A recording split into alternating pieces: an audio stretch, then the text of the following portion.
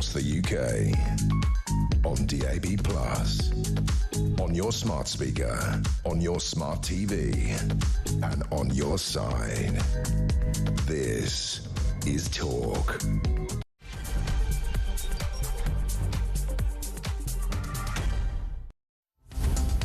Hello and a very good evening to you. It is Wednesday, the 8th of April already. And it's Petrie here with you up until 1 o'clock tomorrow morning. And as you just heard me saying to Kevin there, at midnight, I'd like to talk to you about these digital IDs. Now, the government would have us believe, or actually it's not, it's Labour MPs and backbenchers have called for the introduction of digital ID so that the government can get a grip on illegal migration and make it easier for people to access public services. I don't know about you, but I don't think I've ever had to show an ID. I've got my national insurance number and my NHS number and my driver's licence and my passport. I think that's about all I need. Thank you very much indeed. And they're going to be making passports. I think they're already digital now. You can put them in a wallet on your phone. If not now, then they will be. And also with your driver's licence, so you can actually just carry it around in your phone if you are required to show some ID at any point. And the idea that it's going to make it easier for you to pay your taxes if you have digital ID is just absolutely stupid. So, but some people will say, look, we are behind other countries. Other countries do have ID. Some of them have digital ID, some of them have paper ID, but you are required to carry that around with you at all times to be able to prove who you are. Is that such a bad thing? Many of you will be thinking, well, if you've got nothing to hide, you've got nothing to fear. I don't care if the police know who I am because I'm not a criminal. As I always say to that statement, is that that's okay when you have a benign government that doesn't change rules, that doesn't change the laws. And then suddenly you might be breaking the law if, for example, you're a woman driving. There are countries where that is illegal. So I don't know how you feel about this, and maybe you think that it will stop illegal migration, that it will help with benefit fraud. All of these things are the reasons that Labour is saying that this is what they want. Now, they've always wanted this. Tony Blair wanted this back in 2005. At the time, I'm so old, I remember doing phone-ins and talking about these 700 different pieces of information that would be held on individuals, your insurance policies, for example, your fingerprints, all 10 of your fingerprints. This is what they wanted. They wanted a face scan and an eye scan as well. These were just some of the things that Labour wanted to put on your digital ID, and it was thrown out by the Tory and Lib Dem coalition. They just got rid of it because it was so invasive. But even then, I remember people saying, I don't have a problem with that. That's fine because I'm not doing anything wrong. So I just want to know how you feel about this. And then you look at China, and you see the extremes that this can go to, and I'll talk more about that later. I'll talk to you about the social credit system that they have in that country and how it's used against the people of that country, and how easily and quickly mission creep can take hold with a digital ID.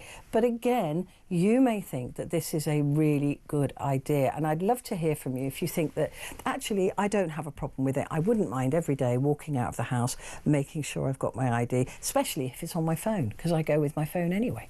So that's what we're going to be talking about at midnight. Do give me a call, 0344 499 1000. Calls are charged at national rate, and you can text the word talk and your message to 87222. So that's coming up at midnight, and coming up before then, really delighted to say that Cody Darler's come back. Hurrah! He's the comedy writer and podcaster that I think is just absolutely brilliant, and he's going to be here between 11 and 12 to go through all of the newspapers for Wednesday? God. It's Tuesday at the moment, isn't it? Why does it say Wednesday on my screen here? It's Tuesday. It's Tuesday the 8th. God, I'll just read anything, mate. So it's Tuesday the 8th. So Wednesday's papers. God, this does not help me at all. Anyway, Cody will be in to go through those. We're also going to be speaking to Johnny Hearn. He's back in the studio, filmmaker, broadcaster and talk film reporter. Burton Calso, my brother from another mother, will be here. He's the chief tech expert at Integral in Kansas City in the United States of America. First, though, as I was just saying about these digital IDs, and they are trying to sell these to us on the basis that it will help with illegal migration, the one thing that, of course, everybody wants to get solved. So that's the thing that they're going on. I'm not sure how that would work. I'm not sure that companies that already have to look at your passport before they give you a job, if they don't do that, then are they really going to ask for an ID? I don't know. If they want to employ illegally, I suspect they're going to continue to do that. But the policy on digital IDs was supported by 3 Labour backbench groups, and it was first proposed, as I said, by Tony Blair nearly 20 years ago, and backed by former Tory leader William Hague. But is it worth paying that price for the freedoms that we have, or do you think it just won't affect them at all? Well, joining us to discuss this is Jasleen Chagar, who is the Legal and Policy Officer at Big Brother Watch. Hi there, Jasleen. It's great to have you. Now, this does smack of Big Brother. Certainly the ID card that Tony Blair was talking about 20 years ago, with all of those pieces of information, eye scans, fingerprints, face scans, numerous other things that they wanted on there, your bank details, your bank credits ratings and all of those things. This one sounds like it'll be a bit different. Is there a problem with this one? Hi, Petrie. Thank you for having me. You're right. We share a lot of the same concerns as you. And what was so striking about that letter that those MPs signed supporting digital ID was that this tool was being suggested that it could solve all these problems with migration, confronting modern slavery, even tailoring our education services. So either Labour really do see this as a panacea for all of their policy dilemmas, or they're envisioning this as this all-encompassing surveillance tool, which is going to keep a centralised data repository of all our personal identity information. What's so worrying about a digital ID is that it can also have this biometric aspect to it as well, which means that it's not only our names and our age and our identifying information. That can also have information that's as sensitive as a fingerprint or our DNA, which is being kept on a centralised database and can be tracked by the government. So we're incredibly concerned by the proposals. A lot of people, though, Jasleen, would say that passports, our information on our passports is held in a central location, and we don't have a problem with that. Why would this, or even our driver's licences, in fact, they're selling our information of our driver's licences and nobody seems to mind that very much. So why should we be concerned about this? To begin with, at least, it sounds like not a very in-depth digital ID. There is something very different about having a physical identity document like your passport, your driving license, which you can show one time. For example, if we were going to a club, a bouncer might ask us at the front door to show ID, and then that wouldn't then track us around when we, bought 3 drinks and ended up leaving at 3 a.m. in a taxi. What's different about a digital ID is that it would have that record of that information. And as I say, because there's that biometric element to it, that means that when you have this centralized information, it can reveal this incredibly personal information about you, and it becomes this store of information which can be ripe for abuse. As you mentioned earlier as well, there is the mission creep element of all of this. If you share your data with, one government department, you might not necessarily want it to be shared with another department. And so you might end up in a situation in which every interaction you have with the state, whether that's when you've paid your taxes, whether you've had a speeding fine, when you've seen your GP, whether you've complained to the council, is all stored in a centralised place. And so we're concerned about not only the possibility of state abuse of that power, but also for malign actors like hackers who could then use that information for identity theft and fraud. So we're looking really at not just showing your card using it to get an NHS appointment, but every piece of information that card collects is then stored against your name. So it's not like showing a driver's license, for example, or if we had just a paper ID and just proving who we are. This is building a picture of us day by day as to what we do with our lives. Is that the concern? It depends how the ID system is set up. There are ways in which digital identity can be helpful to prove your identity on a one-off basis. But what it seems like is being envisioned by these MPs is a sort of digital ID ecosystem, which can then be used to sort of make government more efficient by analysing that data. It also fundamentally changes the relationship between citizen and the state. We're used to interacting with most of government departments on a trust basis. We don't have this sort of personal identifier hanging around us, and this really risks turning us into a papers please society just to get an NHS appointment.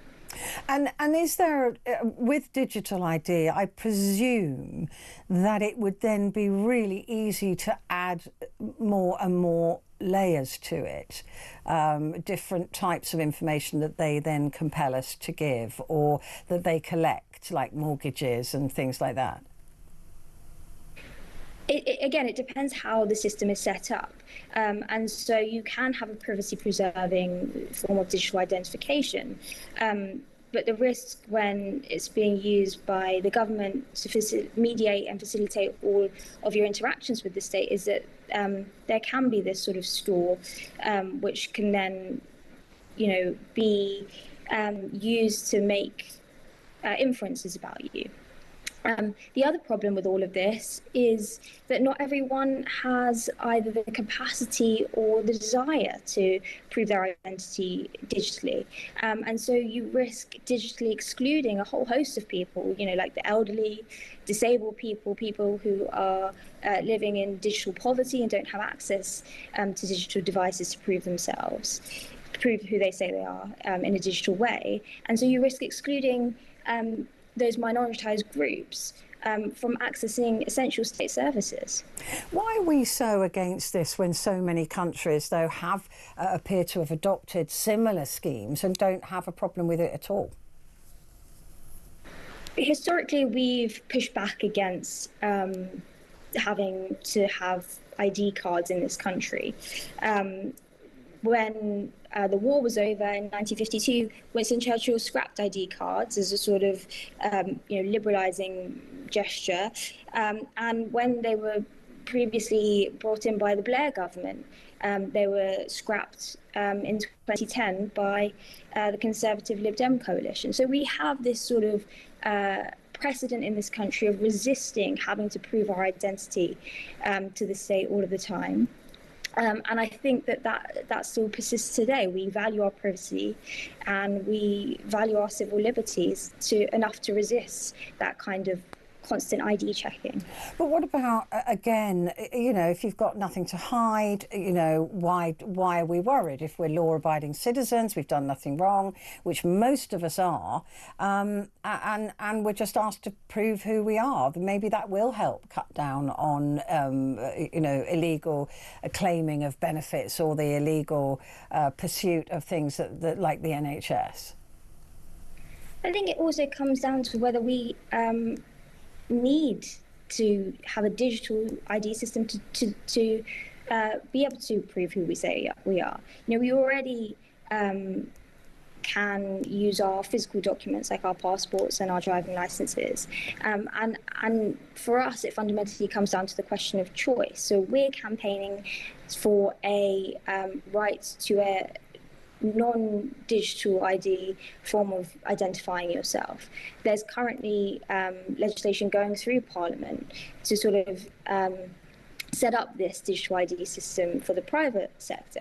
And we're arguing that, before this is too late, before we end up sleepwalking into a database society, we need to have protections in place so that if we want to, or we want to use non-digital forms, or we can only use non-digital forms, and that should be an acceptable way of identifying ourselves as well.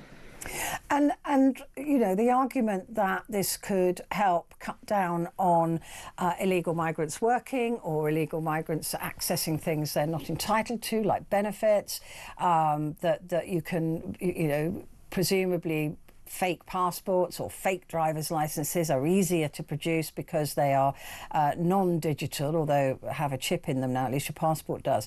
But that this would make it more difficult for people to cheat the system. Well, like you, Petrie, we're not entirely sure how that would work. Does it mean we would all have to have mandatory ID cards to make sure we are entitled to those services, and everyone who doesn't have one by default is not entitled to those services? Will employers be forced to use digital ID programs to make sure that their workers are entitled to work?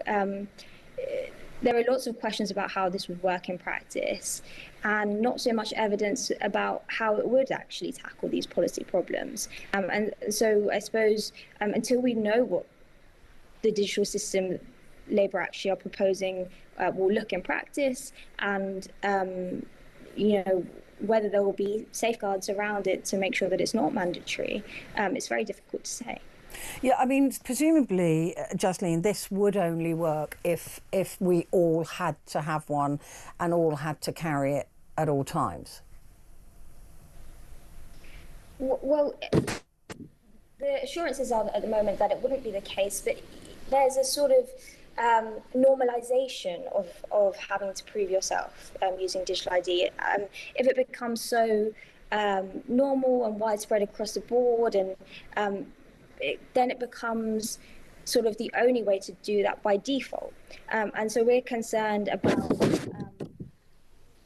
sort of having both in the private sector and the public sector this push towards this digitalization of proving your identity, because if it becomes the norm for everyone, then we're all going to sort of get sucked into it unless we have safeguards in place which mean that we have the right to prove our identity in other ways. Because my understanding is, and that's one of the reasons I asked that question, is that young people are going to be encouraged to start having digital IDs in order to buy alcohol, for example, or to get into the club that you and I are going to go to. But so is that a sense of getting them used to the idea, do you think, of having to prove via digital means that they are old enough to do certain things? Does that concern you? I think that is one of the concerns, and that's what we mean by changing the relationship we have with the state. None of us have grown up having to show our passport to get a NHS appointment. And so if that suddenly becomes normalised, then we do risk turning ourselves into a papers, please society where we have to prove that we are who we say we are just to interact with the state. And that is a fundamental shift from what we've opposed in the past in this country. I mean, again, just a question that it feels like we've already got quite a lot of identifying things attached to us. I have an NHS number, I have my national insurance number, my driver's licence and my passport, all right, just to name those ones. what is the reason, do you think, that they're thinking that we need more, that we need one more piece of identifying digital proof? The rationale they have given is that it will link up all the government services. But what's concerning about that proposal is that also means that all that information about us is then shared across government departments.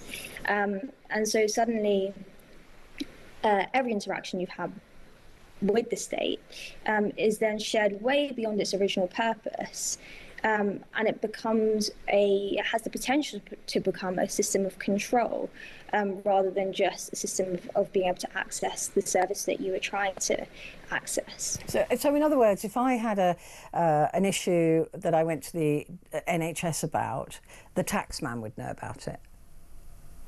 That's a possibility under the system that's being proposed. Wow. It's absolutely fascinating. I mean, I know the government, Yvette Cooper, said that she's not planning to do this, but there is a lot of pressure from the left to start thinking about us being digitally, being able to prove who we are. It's fascinating to talk to you. Thank you very much indeed for joining me. Jasleen Chagar there, Legal and Policy Officer at Big Brother Watch. So, that's what we're going to be talking about. I'll tell you more about that in just a moment.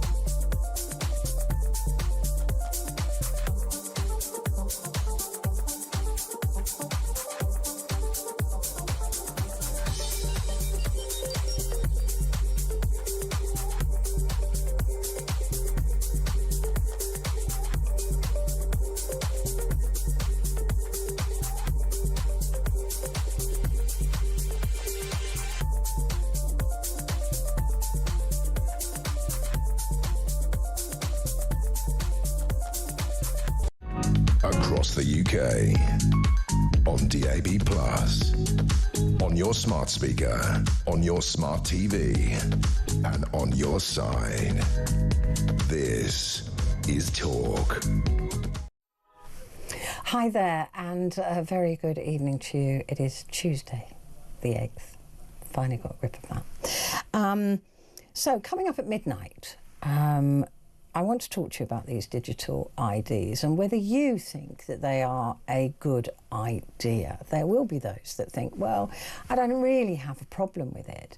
But the knowledge, surely, that every single time you interact with government, and that includes doctor, dentist, if it's an NHS dentist, all your private medical details, all of those things, benefits if you're on them, credit score, you know, or anything like that, your tax, all of that.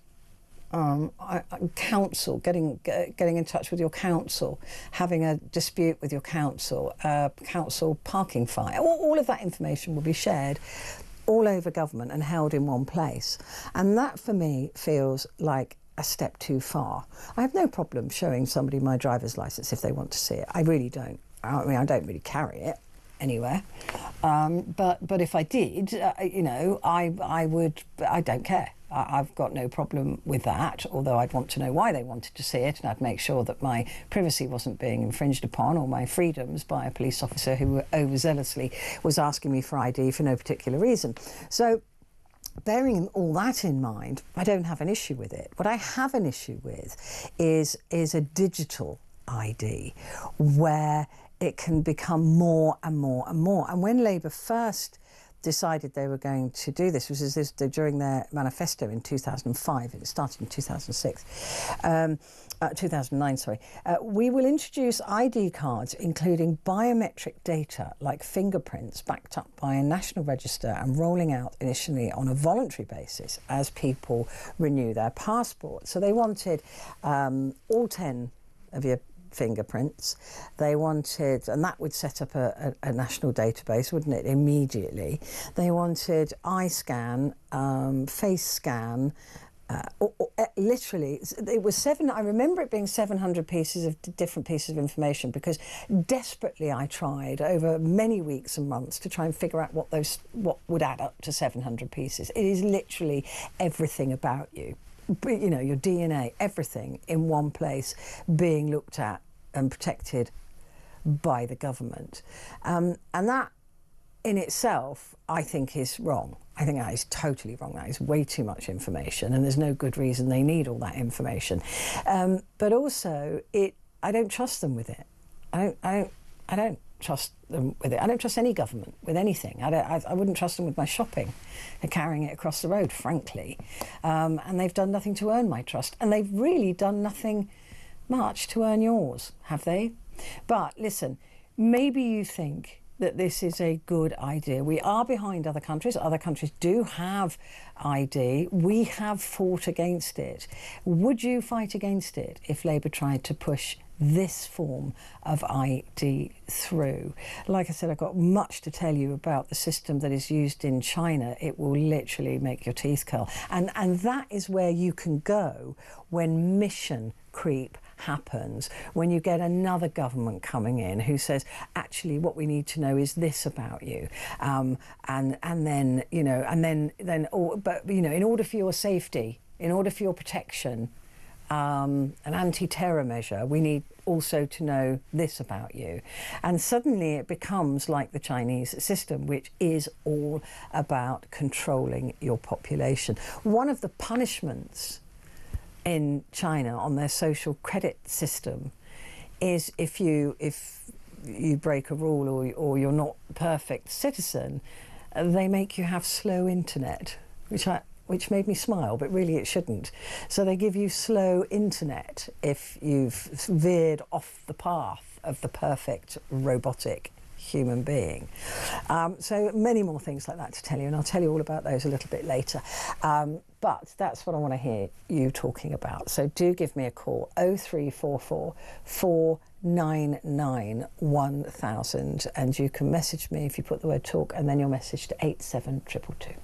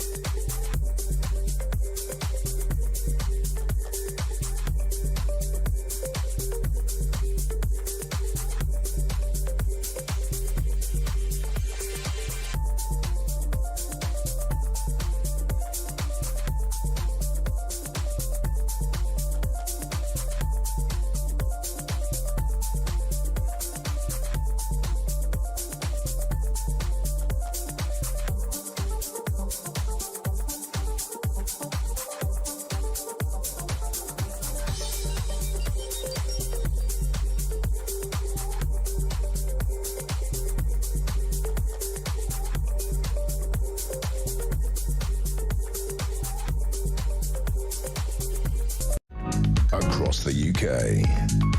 On DAB+, on your smart speaker, on your smart TV, and on your side. This is Talk.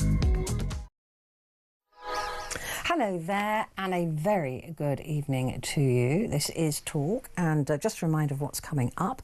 We have Johnny Hearn in the studio to go through a couple of movies for us and a new TV show which he's raving about. So we'll be listening to that, and also we have Cody Darla back, which I'm really excited about.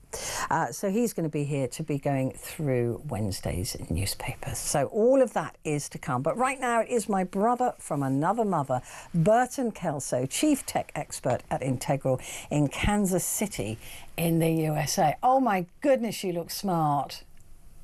We got the memo. We got the pink memo. Yeah, we did. Yeah. I wish I could show you my socks. They're pink too. This. Do you know what this is? This is twin energy. This is twin energy. This is why we know. That's right. Burton, it's wonderful to see you. Talk to me about Minecraft. I found the psychology of this really interesting. Yeah, Minecraft is one of those games that came out in 2011, and initially it was like parents' worst nightmare because you'd have kids playing Minecraft for hours, but over the 20 years that it's been around. You've got Minecraft movie, which was released in the UK on March 30th. And it's also seen as a tool that helps kids generate their STEM skills, science, technology, engineering, and math. And so you'd be surprised that you think little kids are playing Minecraft. The average age of a Minecraft player is the age 24. No. And some adults that are older still play Minecraft. So it's a phenomenon. And they've been playing it since they were kids, so they're still playing it, or they're new players at 24? They're still playing it, but then there are older players that get into the architectural aspect of Minecraft, and they still play it because there's actually servers online that have actual historic buildings, layouts of cities, you name it. People just take the time and use it as a digital Lego set, and no one could have predicted how big this game has taken place, especially in a world, Petrie, where technology is so negative that you've got so many addiction problems with technology. Minecraft is one of the shining stars that can actually help educate and entertain kids at the same time.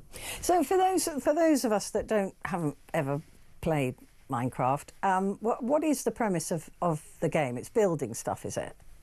It's building stuff, it's fighting creatures, it's getting to the quote-unquote end of the game where you can fight the villain, the Ender Dragon.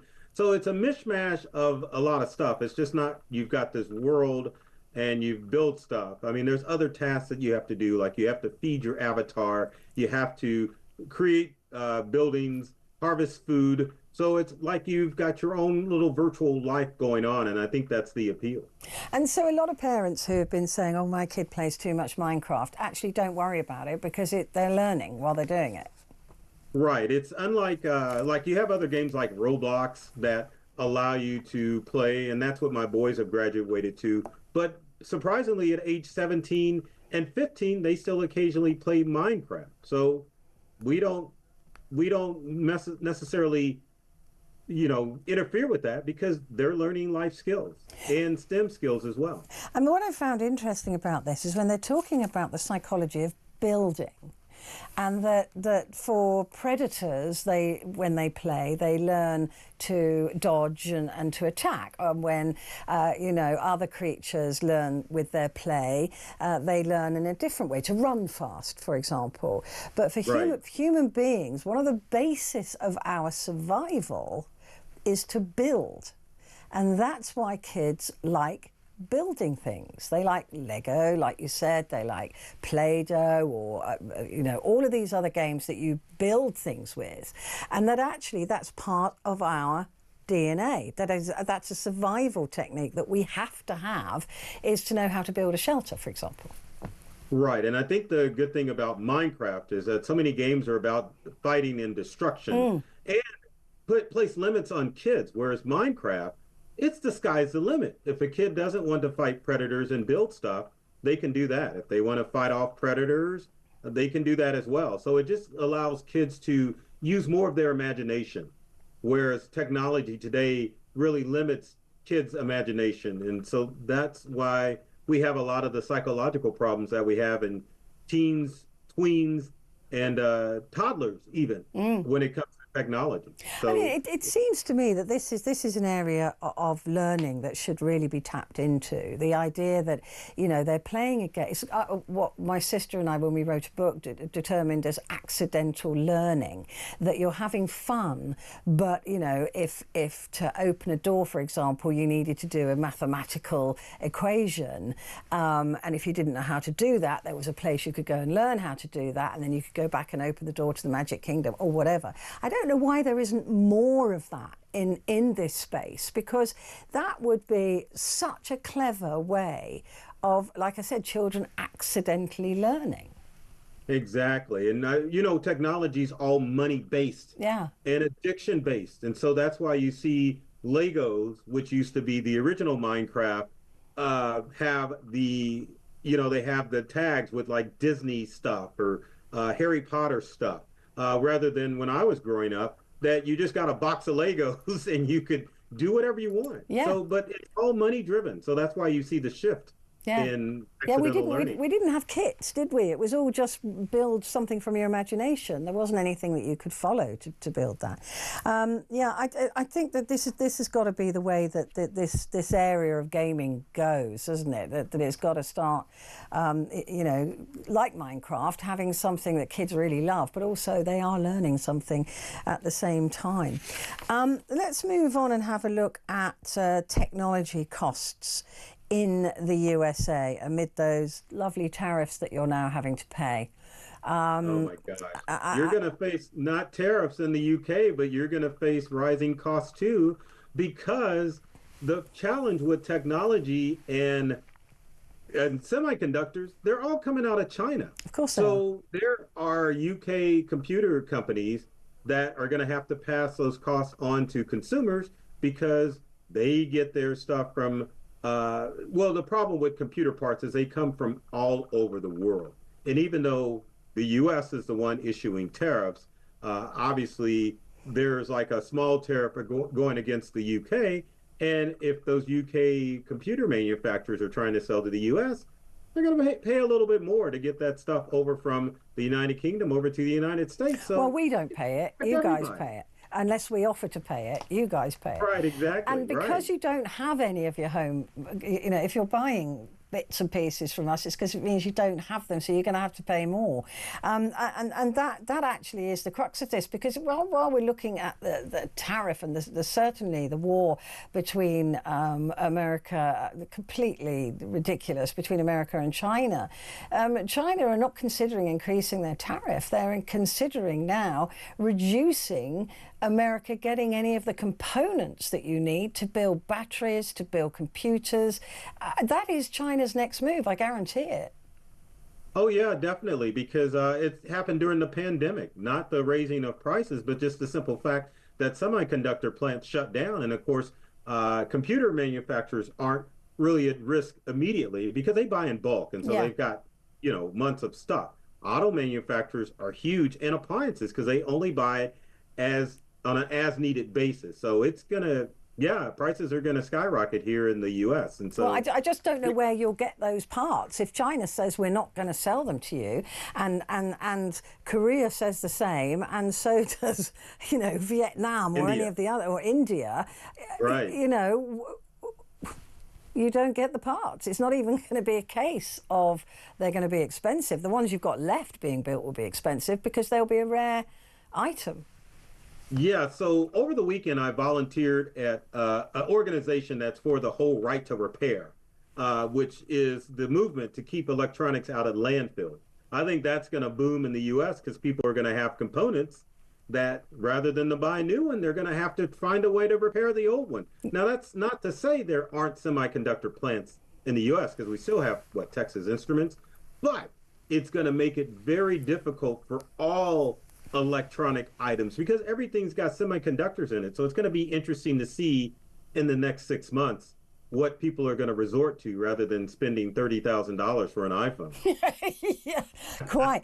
But the other thing is, of course, as well, is with batteries for cars and things like that, because as Elon Musk knows only too well, he is almost completely reliant on countries to send him those components, because they're just not in the US, right? Which is It doesn't why matter, because we're burning Teslas up here in the States. Haven't you been keeping up with the news and boycotting? Oh yeah. No, we're keeping up with the news. We've got our own people here. That's right, yeah. As well. Stop Elon with the great posters and things around the swastika.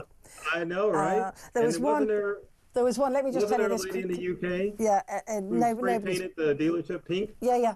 And there was somebody's bought the space of a huge poster site right next to a Tesla showroom, and they've just got on it the swastika showroom with an arrow pointing to it, and I think it's legit.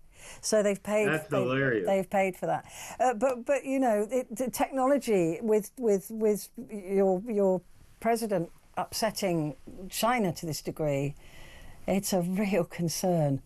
So it really is. Yeah. You need to maybe move over here, Kelso. Come over here with your family. I need to. Yeah. Doesn't the UK have some semiconductor plants?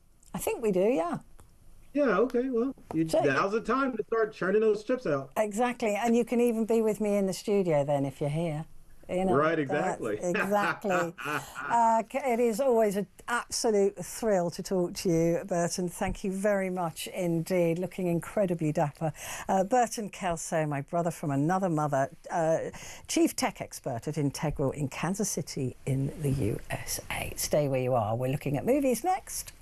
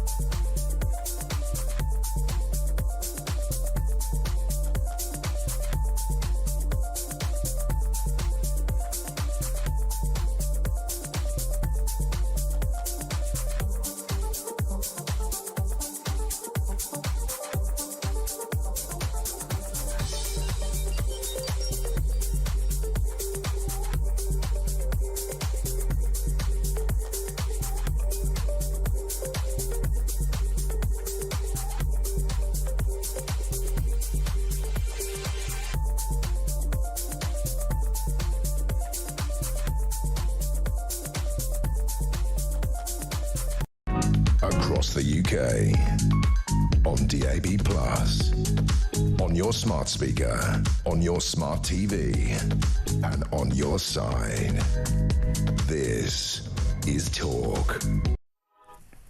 Hi there, and a good evening to you. It is Petrie here with you, and Cody will be in the studio at the top of the hour to go through the papers for Wednesday. But with me in the studio now is Johnny Hearn. Dun, dun, dun. Hello. Did you like that? Yeah, that was a nice introduction. Yeah. Filmmaker, broadcaster and talk film reporter. So, yes. Death of a Unicorn. Yes. Can you guess what that's about?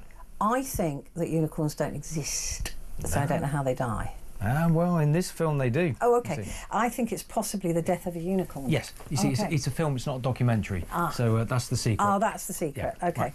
Okay, so yes, Death of a Unicorn. So there's no surprise that the film starts off with a unicorn dying. So what happens is you have a character played by Paul Rudd and his estranged daughter, they're always estranged, played by Jenna Ortega, and they are travelling in Canada to a remote kind of retreat area which is owned by a family that run a pharmaceutical company. And Paul Rudd is the lawyer for this company and is going there because they want to sort of hand over the company a little bit more control to him, because the patriarch of the company, the father of the family, played by Richard E. Grant, is dying of cancer, and so they want to sort of sort out what's going to happen after he dies. On the road up there, he knocks over an animal which turns out to be a unicorn. That's bad luck, isn't it? It is very bad luck. Especially the only unicorn in the world happens to be on the road at the same time. That's where the story comes out, you see. Okay. His daughter sort of has this sort of weird bonding thing when she touches the unicorn's horn, and they then, for some inexplicable reason, decide to take the unicorn to the place where they're going and then keep it a secret from the people they've got. They weren't surprised that it was a unicorn? Yeah, no. Okay. And then, of course, everybody finds out about it, but the thing about unicorns is, of course, that they are magic and that they can cure illnesses and diseases, and so Jenna Ortega's acne clears up, Paul Rudd's eyes suddenly get better. That's a bit of a limit to a magical unicorn, just to get rid of acne, isn't it? It's a bit... No, but then you see Richard E. Grant's character is suffering from cancer, and then his cancer gets cured, and they suddenly, the family think, oh, we can make an awful lot of money out of this dead unicorn. And then it unfolds all the sort of moral and ethical arguments about whether they should, or, you know, what's going to happen next. But what does happen next is the parents of the unicorn come looking for their little baby. Oh, no. Shall we have... There is a trailer, isn't there? There is a trailer. OK, let's have a listen or a look to the trailer of Death of a Unicorn. I don't think that we're supposed to have this. We need to study it. Whatever it is, it seems to be the cure for cancer. Cancer? That's the biggest one. An opportunity for greatness, for immortality. I've never been so alive. Dad, please just listen to me.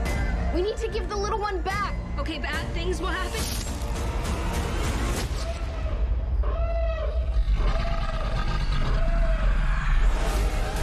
There are two of them? They're gonna kill us. I'll do whatever I have to take care of you. You would retreat in the face of opportunity. That horn was rather girthsome. Here's hoping we kill Bigfoot on the way home, huh? Any good? It's fun, kind of comedy horror. Yeah, it's not great, but it's good. Yeah, okay. There are some moments in it. Richard E. Grant hams it up completely, as he always does. Brilliant. He's wonderful. I love him. There are a couple of moments in that. One of my favourite ever films is With Nell and I, which was Richard E. Grant's. My favourite. Yeah. There are a few moments in this film that are clearly just nods to his character. The one you saw in that trailer then when he's eating dinner is just an exact copy of when he's eating the dinner in the car in With Nell and I. There are a few moments like that. So that's little worth things it then. Yeah, because I absolutely. am a huge fan of With Oh, Nell. me too. And Jennifer Ortega. Jenna Ortega. Yeah. Jenna Ortega. She was Wednesday, wasn't she? She was Wednesday. She was brilliant in that. She's actually a very good actress. Yeah. You know, she's had a rapid rise to success, but actually, quite rightly so, she's a very, very good. She's really good in this as well. You know, she shows that it's not just kind of fluke or whatever. Yeah. You know, she is genuinely a very, very good actress. And it's a good cast. I love Paul Rudd. Oh, it's a great cast. Yeah, Richard E. Leone. Will Poulter's brilliant in this as well. He plays the sort of drunken son. You know, very sort of business-minded and not a very nice character, but he's very good in this and quite funny as well at times. Brilliant. Can the adult unicorns repair the baby, or is that giving away stuff? I'm not going to go down that way, because that's the sort of thing you need to watch the film to find out. In other words. Right, let's move on. Spoiler alert. Spoiler alert, yes. It's just the way my brain works. Mr. Burton, now, you haven't... Oh, let me just say that Death of a Unicorn is a 15, so it's not for little children, and it's 1 hour 47, and it's in cinemas. Yes. Mr. Burton... Yes. is in cinemas, but not in England or Scotland. Well, it's in selected cinemas. Oh, okay. So it's in a few. It's not kind of on mainstream release. It was in selected cinemas, mainly in Wales, because it's about Richard Burton, not related to Burton Kelso, who was just on. But it tells the story of when he was at school, when he was Richard Jenkins at school in Port Talbot, and his drama/English teacher, Mr. Burton, who took him, discovered that he had this talent and this passion for acting, took him under his wing, educated him, taught him about acting and performing, but not only that, but also just about how to deal with himself, how to, his etiquette and things like that, because he just didn't know anything about that kind of sort of society that he'd be going into, and really took him under his wing to such an extent that he ended up adopting him. Which is why Richard Burton is called Richard Burton, because he was originally Richard Jenkins. And Richard Burton did say many times, I owe him absolutely everything. And so this is the story about that relationship and how Mr. Burton, the teacher, took this young lad and turned him into Richard Burton, the legendary actor that he was. It's a really interesting story, isn't it? A little bit unconventional. Yeah. But, really interesting. Let's have a look at, or listen to the trailer. It's a 12A and it's 2 hours and 4 minutes. Mr. Burton. To be an actor, you will need to move in certain social spheres. Bring it to your mouth. I would like you to scream. Everything all right up there, is it? Yes, thank you. There's a new scholarship to study at Oxford University. The boy's name is Jenkins, yours is Burton. It will inevitably lead to questions. Adopt me. Richard Burton? This play is everything we worked for, and I am terrified. This is the chance to establish yourself as a classical actor in the most prestigious theatre in the world. Me, understudy to the drunken son of a drunken bloody miner. Do you not understand the magnitude of that? The wonderful Toby Jones there. He is just great in everything, isn't he? That looks brilliant, actually. Yeah, I think I would really enjoy that. It's got that great moment when he was advised to go up into the mountains, and just because he had a very high-pitched Welsh accent when he was younger, and he was advised to go into the mountains and just scream and drink whiskey and smoke cigarettes and just scream and scream and scream until he shredded his vocal cords until blood was coming out of his mouth. And that's how he ended up with his fantastic voice that he had. I didn't have to do that. I've got quite a deep voice. No, well, you didn't start off with a high-pitched Welsh accent, though. No, that is very true, yeah. But I did smoke, so maybe, and drink whiskey. Yeah, there you go. Apart from the screaming, that is the secret, it would appear. That looks absolutely brilliant, and that will hit general release. I think it will, but I think word of mouth is going to spread this a bit more. But yeah, it's an odd decision. I think it is, yeah, because it's it's not like it's an obscure cast. There's an Arlene Bernard in there as well. He's a big name, and it's I'm surprised that it's not on a wider release. Maybe it will. Maybe they just wanted to give it to the Welsh first. Or maybe they're just waiting till the Easter break. Yeah, maybe. Cartoons are done, and then right, and a TV series we've got now, which is unusual. Yes. But it's called The Studio, so you are forgiven because it's about film. It's about films. It's about filmmaking. So this is a new series written and also directed by Seth Rogen.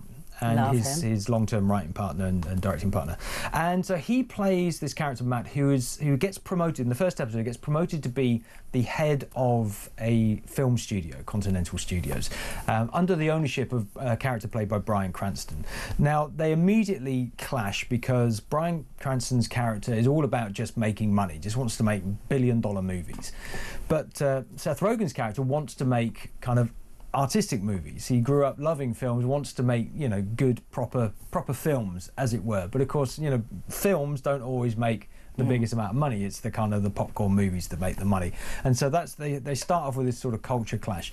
And over the episode, I've only seen 3 of the episodes. It's only just come out.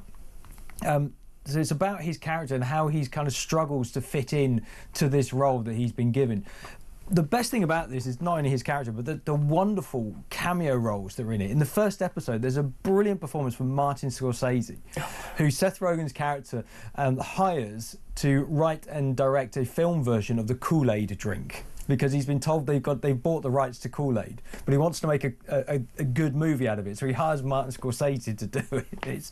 Martin Scorsese is brilliant. He's so funny in this film, in this series. I'm definitely going to be watching. And then the second episode is he goes to the set of a film that's shooting, and they're doing a long single take shot for the end of the film, which they have to shoot at sunset. They've only got one chance to do it.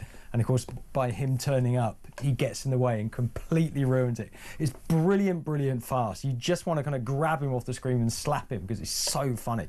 It's just an absolutely brilliant one. And in the third episode, they watch a film with Ron Howard, his new movie, and they have a note. They want to tell him that the ending doesn't work, but nobody has the courage to tell him that the ending of his film is no good. It is really, really funny. Right, let's have a listen or a look at the trailer for The Studio. It's a 15, it's a TV series on Apple. Prestige films and box office hits, those are not mutually exclusive. We can do both, and we will do both. Matt, I get it. You want to make great art and make $1 billion doing it. Well, guess what? That never happens, and you're going to screw everything up trying to make it happen. If it was up to me, we'd be focusing on making the next Rosemary's Baby or Annie Hall or some great film that wasn't directed by a pervert. Turns out perverts make great movies. They really do.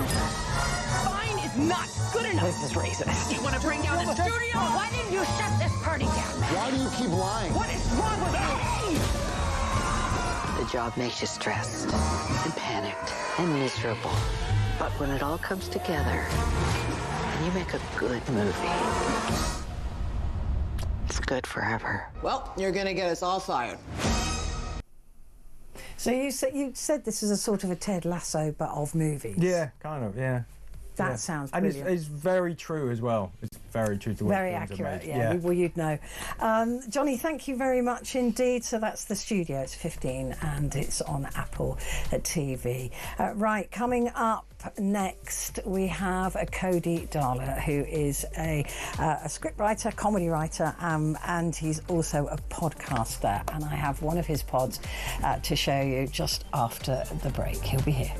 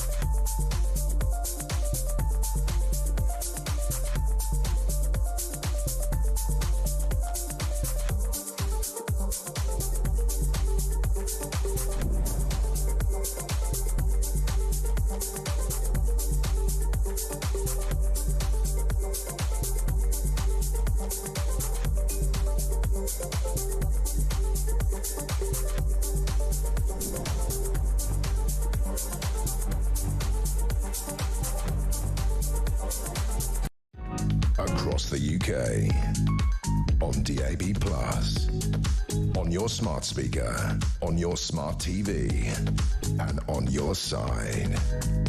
This is Talk.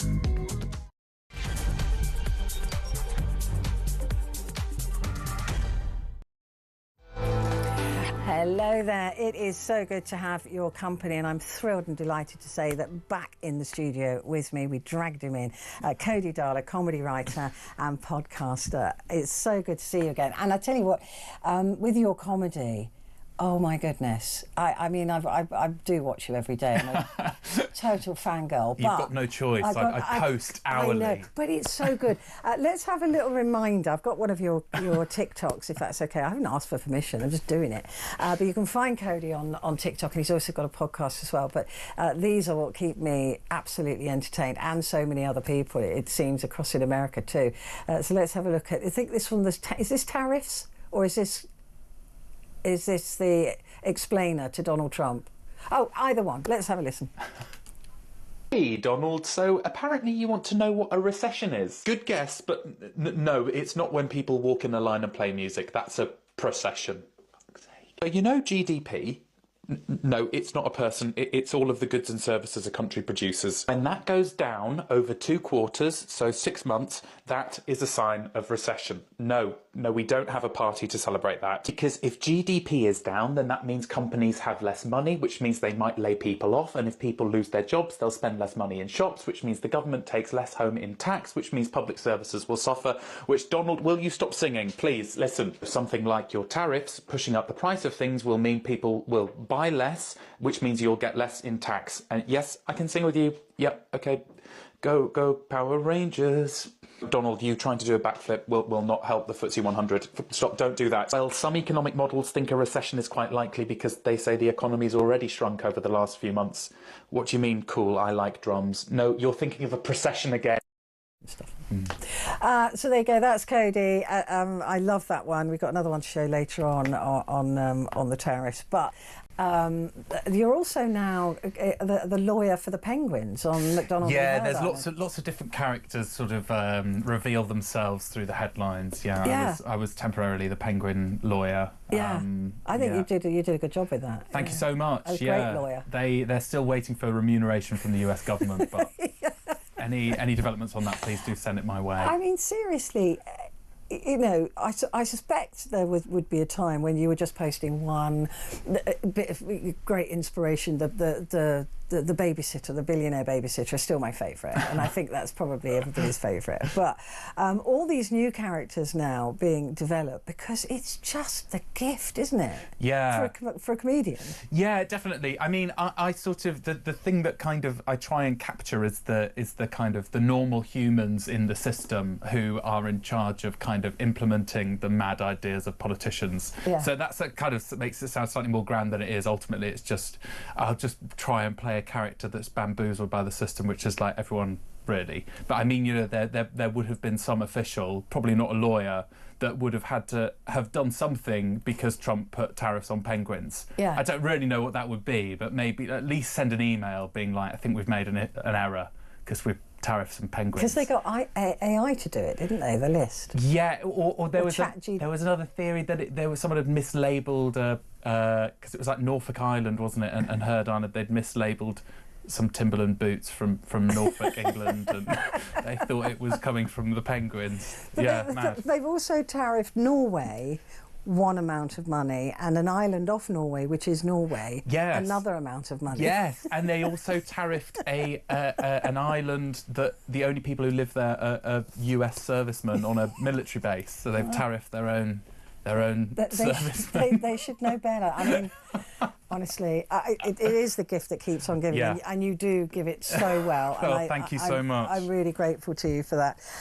Just before we move on to the papers, could I have some paper? Just before we move on to the papers, I did want to talk to you about this digital ID idea. Now, this is something that Labour has tried to push through before. Thank you. It seems it's a Tony Tony Blair thing. Yes. He loves it. Yeah. And originally, when they were talking about digital ID, there were to be 700 different pieces of information. I don't know what those are. I've never worked it out. But including eye scan, face scan, fingerprints, all this information. Now the idea is an ID card that would track every time we had any contact with authority, with the police, with the NHS, with the government structure, basically, which is everything, isn't it? Yeah. And so the police would know what your NHS details were, and the taxman would know if you've been arrested, for example. And that deeply concerns me, that any government would have that information, because we don't know who the next government is going to be. This one might be okay with it, but we don't know about the next one. On the basis of them saying, look, it will help control migration, it will make public services better. Do you have a problem with it? Well, so to be absolutely honest, I don't know too much about the detail, but I mean, just you explaining it there, I mean, you're pretty much describing what private companies like Meta and Google already do. I mean, it's kind of, I think that the perennial discussion around data is people feel uncomfortable with the idea of governments having data on them, but those same people will kind of just click yes, accept to cookies or whatever. I mean, I think it feels uncomfortable knowing that the government holds this, your NHS data, or the police have access to that, or whatever. But I think we're kind of living in a world kind of beyond that, where you kind of have to trust that the government will use it sensibly. I understand the worry about you don't know who's coming down the line. Look at America. Well, precisely. Nobody could have foreseen what has happened and happening in America. None of us could have foreseen that. So all it would take is again somebody to get into power who didn't have our best interests at heart. I mean, that doesn't sound great, but I mean, like, what was it, 2015, Cambridge Analytica using people's data on Facebook to try and sway the Brexit vote. It's happening. I don't know. Like I say, I don't know too much about the actual details to say whether I approve of it or don't. But I mean, the things you're describing in terms of using people's data to predict certain things and passing it on to, I mean, private companies pass it on to third-party suppliers. That's why you get dodgy phone calls. And our driving licence information is already sold by the DVLA. Well, exactly. They sell it all over the place. Yeah. But I mean, look, I'm not naive. I do know that data is kept, but it's scattered. And while these monopolies get smaller and or bigger and bigger as they absorb different data packages and they just take all of our information, that is a concern in itself. But just because that is a concern and that's already happening, it doesn't mean we should have a duplicate of that held by the state. Yeah, totally. I mean, But you're a lot younger than me, so younger people are much happier with this, with that data and with everything going on. I think us lot are a bit like, oh, come on a minute, that's too much into our privacy. I think that's true to a degree, and I know I should be more conscious about my data. I mean, in my head, this is literally a personal opinion. It's not even an opinion. I have a tendency to be like, oh, well, they've got it anyway, so I'll just click yes, whatever. I mean, I was looking just before coming on here, I went on the Daily Express website just to look at more details of one of the amazing stories they have, and it just immediately reflexively I just clicked accept, okay, yeah, fine, and now the Daily Express have my cookie, so God knows what my news feed's going to look like. But yeah, I do it instinctively. So yes. See, I pay a company to scrub my data. Really? I didn't even know you could. Well, I mean, I did a story on them, and I thought that was really, really interesting. And they just, every month I get a report where they've, because there are places that hold your phone number and your address and things like that, and those are the things I worry about. Yeah. I'm not a dodgy person, apart from all the murderers that I employ. Of course, yeah. But things like that I don't want the public having, because there are some, weird people, to necessarily know my address. And So I get that there's a company that goes and they scrub that from place as if it's inadvertently been there. And I think a lot of people are now starting to use these companies to just access. And it's quite interesting. You know, we've stopped 400 people this month from doing that. Or there's a fan site set up or something like that. And so, and I have no control over what's said on that. There's one out there that says that I'm married to a gay man and that I'm... On one of them said that I was married to my brother, which is weird. Wow. They didn't know he was my brother. They went, "Oh, Andrew Hosken and Petrie Hosken, they must be married." No, we're brother and sister, actually, you idiot. So it's just things like fan fiction. I mean, God knows why they even bother. I've no idea. But yeah, I have a real issue with data, but I don't think younger people do. No, I understand that. I mean, I think, like I said, I think broadly, I think private companies collect our data and they use it for nefarious reasons. I think, you know, what this argument or this kind of debate is about is whether government can use our data to actually improve public services and effectively use that data to streamline that and help more people. I trust government and I trust the safeguards that a government would put in place more than I do a private company that's run by Mark Zuckerberg. And perhaps those two things aren't mutually exclusive. The government can be bad and Mark Zuckerberg can be bad. But there we just produce so much data. And yeah, I think broadly, if the government is going to use it to improve society, I don't really have a problem with that. But I don't know the details. You can leave now. The first big argument. Yeah, the first big round. difference. No, I think that, I mean... The thing is, I don't trust governments, and I don't. I really don't. And I don't think they need to know all of that about us as individuals. And who was it that said that those who give up freedoms for privacy or security deserve neither? And I think it was Lyndon Johnson, maybe. Can't remember. But it's just one of those things where I think, you know, they're using the hook of, this will control illegal migration, because they know that a lot of people, rightfully have a problem with the fact there is so much illegal migration, and that we want that controlled in a humane and proper way. But is this really going to do that? What they tend to do is send out these signals, this gaslighting, this dog whistling, saying, well, if you agree to this, we'll agree to that. And I don't think it'll make a jot of difference. That's interesting, yeah. I was a civil servant for 4 years and was completely incompetent.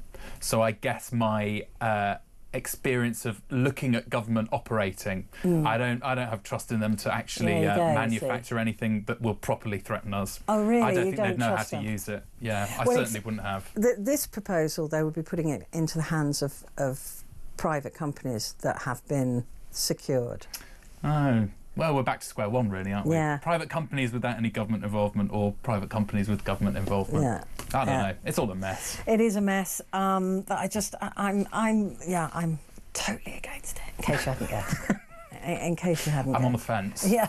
I think that they need to. If there's another Lyndon Johnson quote that they need to leave us. Fascinates they me. just need to leave us alone. None of their business. Just leave us alone. Yep. Small government, hands off. Just leave us. We are private individuals. We're allowed to exist without being watched. And you sound like a libertarian. I know, how You're awful. like Newt Gingrich.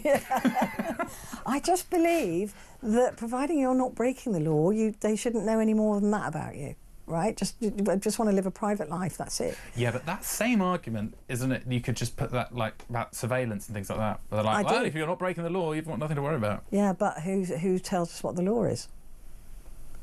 You've stumped me. Yeah. You see, laws change. And in certain countries, it's illegal for women to go out without a male escort or to drive.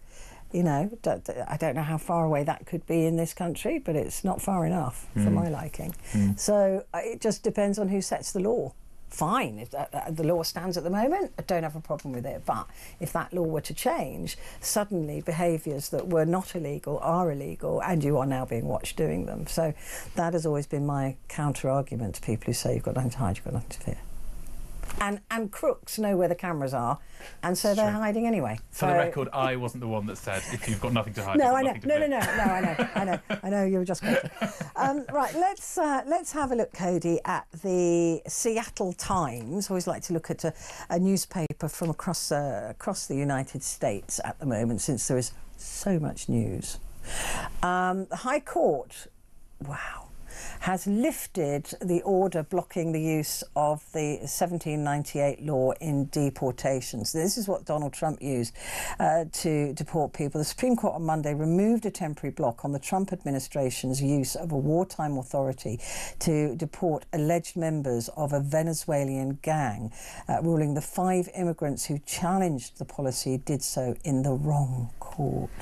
Yeah, they were arrested in Texas, and this was in the District of Columbia. So the headline is maybe a bit over-egging it. They were just in the wrong court, so they kind of had to... So they can apply in another court now, can't they? They can try in Texas now, yeah. But, yeah, the court was basically like, it's the wrong court, sorry, so we can't uphold it. I mean, what's concerning about this 1798 law is it's an alien law, isn't it? They can deport aliens without due process into the Alien Enemies Act, which is aimed at removing citizens of a nation which the US is at war after declaring the presence of the Venezuelan Chunda Agara. How do you say that? Agora. I can't anyway. The crime gang as an invasion. I mean, it's a really dodgy use of that law, isn't it? To suggest you're at war. Totally. I mean, there are disappearances on American streets. That's what's happening. It's with the awful. ICE getting rid of, so-called sort of illegal migrants and things like that. There's a couple of guys in one of these Venezuelan hellholes,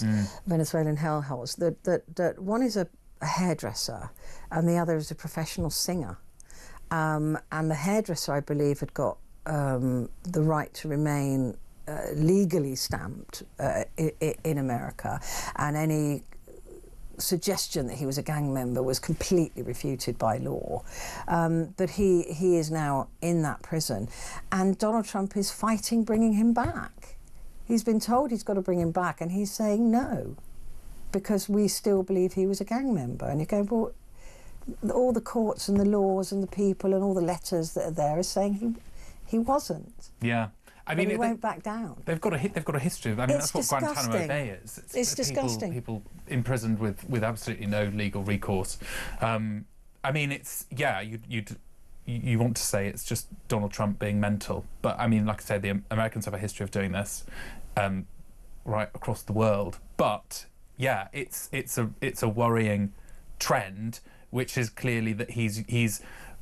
I mean, he's 3 months in. And he's kind of 78 days. 78 days, and applying an elasticity to the law that can only get worse over 4 years, to the point where he's now talking about third term tongue-in-cheek. Yeah. And it'll be a matter of months before. Well, everything starts seriously as tongue-in-cheek, doesn't it? Yeah. Everything does. Greenland started as tongue-in-cheek. Yeah. Canada started as tongue-in-cheek, and now they've become policy. Yeah. So, I mean, this is what I mean by changing government. And suddenly all of your details are in the hands of somebody that you wouldn't necessarily want them to have. And particularly as a journalist, or even as a writer, or even a comedian that takes the mick out of people. You know, in Germany, we were in the camps with everyone else. Yeah, right? I mean, there was talk as well of the Americans are looking at reviewing your online activity when you're trying to enter the United States. I wouldn't be allowed in. You wouldn't be allowed in. No, I'd hope not. No, I don't want to go there anyway. Yeah, no way. No, I really wouldn't want to go there. It's full of Elon Musks. Yeah, I know. God. Although he's gone a bit quiet recently, hasn't he? Do you think they've fallen out? Donald Trump and Elon Musk? I think Elon's very upset that his company seems to be tanking. And then there's, in fact, one of the headlines, I think, is Elon Musk having a spat with Trump's trade secretary, saying he's as dumb as a bag of bricks or something. Yeah. And then doing a classic Elon joke by being like, but no offence to bricks. Very funny. Bring back comedy. Yeah. Bring back comedy. Our left-wing Legalise comedy. Woke idiots. But yeah, I mean, have they fallen out? I don't know. Maybe. Who knows? This is smoke and mirrors in America. Yeah, Who knows? You'd think, surely they don't get on. And then he's gone on and said now that he thinks Europe should have a 0% tariff rate with the US. Yeah. And then that's obviously upset Trump's trade guy. Has it upset Donald? I don't know. It's got to upset him. Surely. District bans cell phones, keeps its kids busy with real life. All right, that's Spokane. Schools get a phone ban. Work by offering offline alternatives. Great. Yeah, lots of kids will want that. The poor kids have just been thrown a ball of yarn with some toilet rolls. That's honestly what it says. The inside of toilet rolls have been told to knit thing. Oh, yeah, they have. They really have. This article alone makes America sound like a real backwater. Yeah. At least one angler practiced tumbles and routines with the varsity cheerleading team. What does that mean? Oh, you can craft a snake during knitting club. Very nice. Give the kids their phones back. Honestly, they're bored to tears. And one of the kids said, "It's hard and it hurts your fingers." This is horrible. It's horrible. Poor kids. But it is going back to that era in time, isn't it? Yeah. So We've got to start pumping them with typhoid and cholera as well. Yeah, and they'll get the real experience of the oldie times. And women won't be able to vote because if they get married, they've changed their name. Exactly, so but they're not on their cell phone, which is the important thing. That's the important living thing. life. Let's take a break. Cody and I'll be back in just a moment.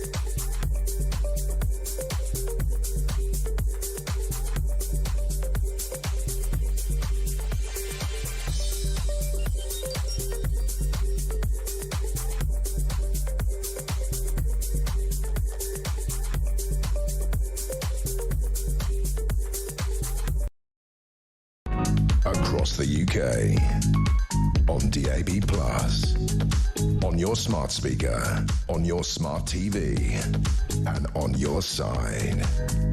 This is Talk. Hi there, this is Talk, and it's Petrie here with you until 1. And I am here with Cody Darla, who is a TikToker, podcaster and comedy writer. So we're going through Wednesday's newspapers now. Harry, this is on the Metro. Harry in court as a deep royal split revealed. This is the Metro. So Prince was singled out for worse protection after being forced out as a senior royal. I don't remember him being forced out of being a senior royal. I thought he quit. Prince Harry has complained he was singled out for inferior treatment after the royal family forced him out in 2020. And this is all about his security and saying that he's not entitled to police protection because he's not a working royal. I tend to agree with that. We are not allowed to buy police protection in this country. He is able to have his own protection, but what he's concerned about is his own protection and not allowed to carry guns. Do you think this is fair treatment? To be honest, when it comes to the royals, I really broadly couldn't care less. No, I'm pretty much the same. I don't think we should have royals. I think they can maybe put them in a council house or something. It could sort of be there as a symbolic family. I don't mind them for the tourism and the pomp and ceremony and all of that. But I don't really think they're bringing that much tourism. But anyway, but I think the thing that struck me about this is, yes, on the surface of it, you're like, well, yeah, you're not a serving royal. You shouldn't get police protection paid for by the taxpayer. But then you look at it, it's on multiple front pages, and it's like the only thing this is doing is making people riled up about Prince Harry and more likely to try and sort of attack him. So it's like you've got the media that are kind of maligning him and Meghan Markle as kind of public enemy number one, and then on the other hand, they're complaining about them asking for more security. It's just like, he wouldn't have to bother with security if they just left him alone.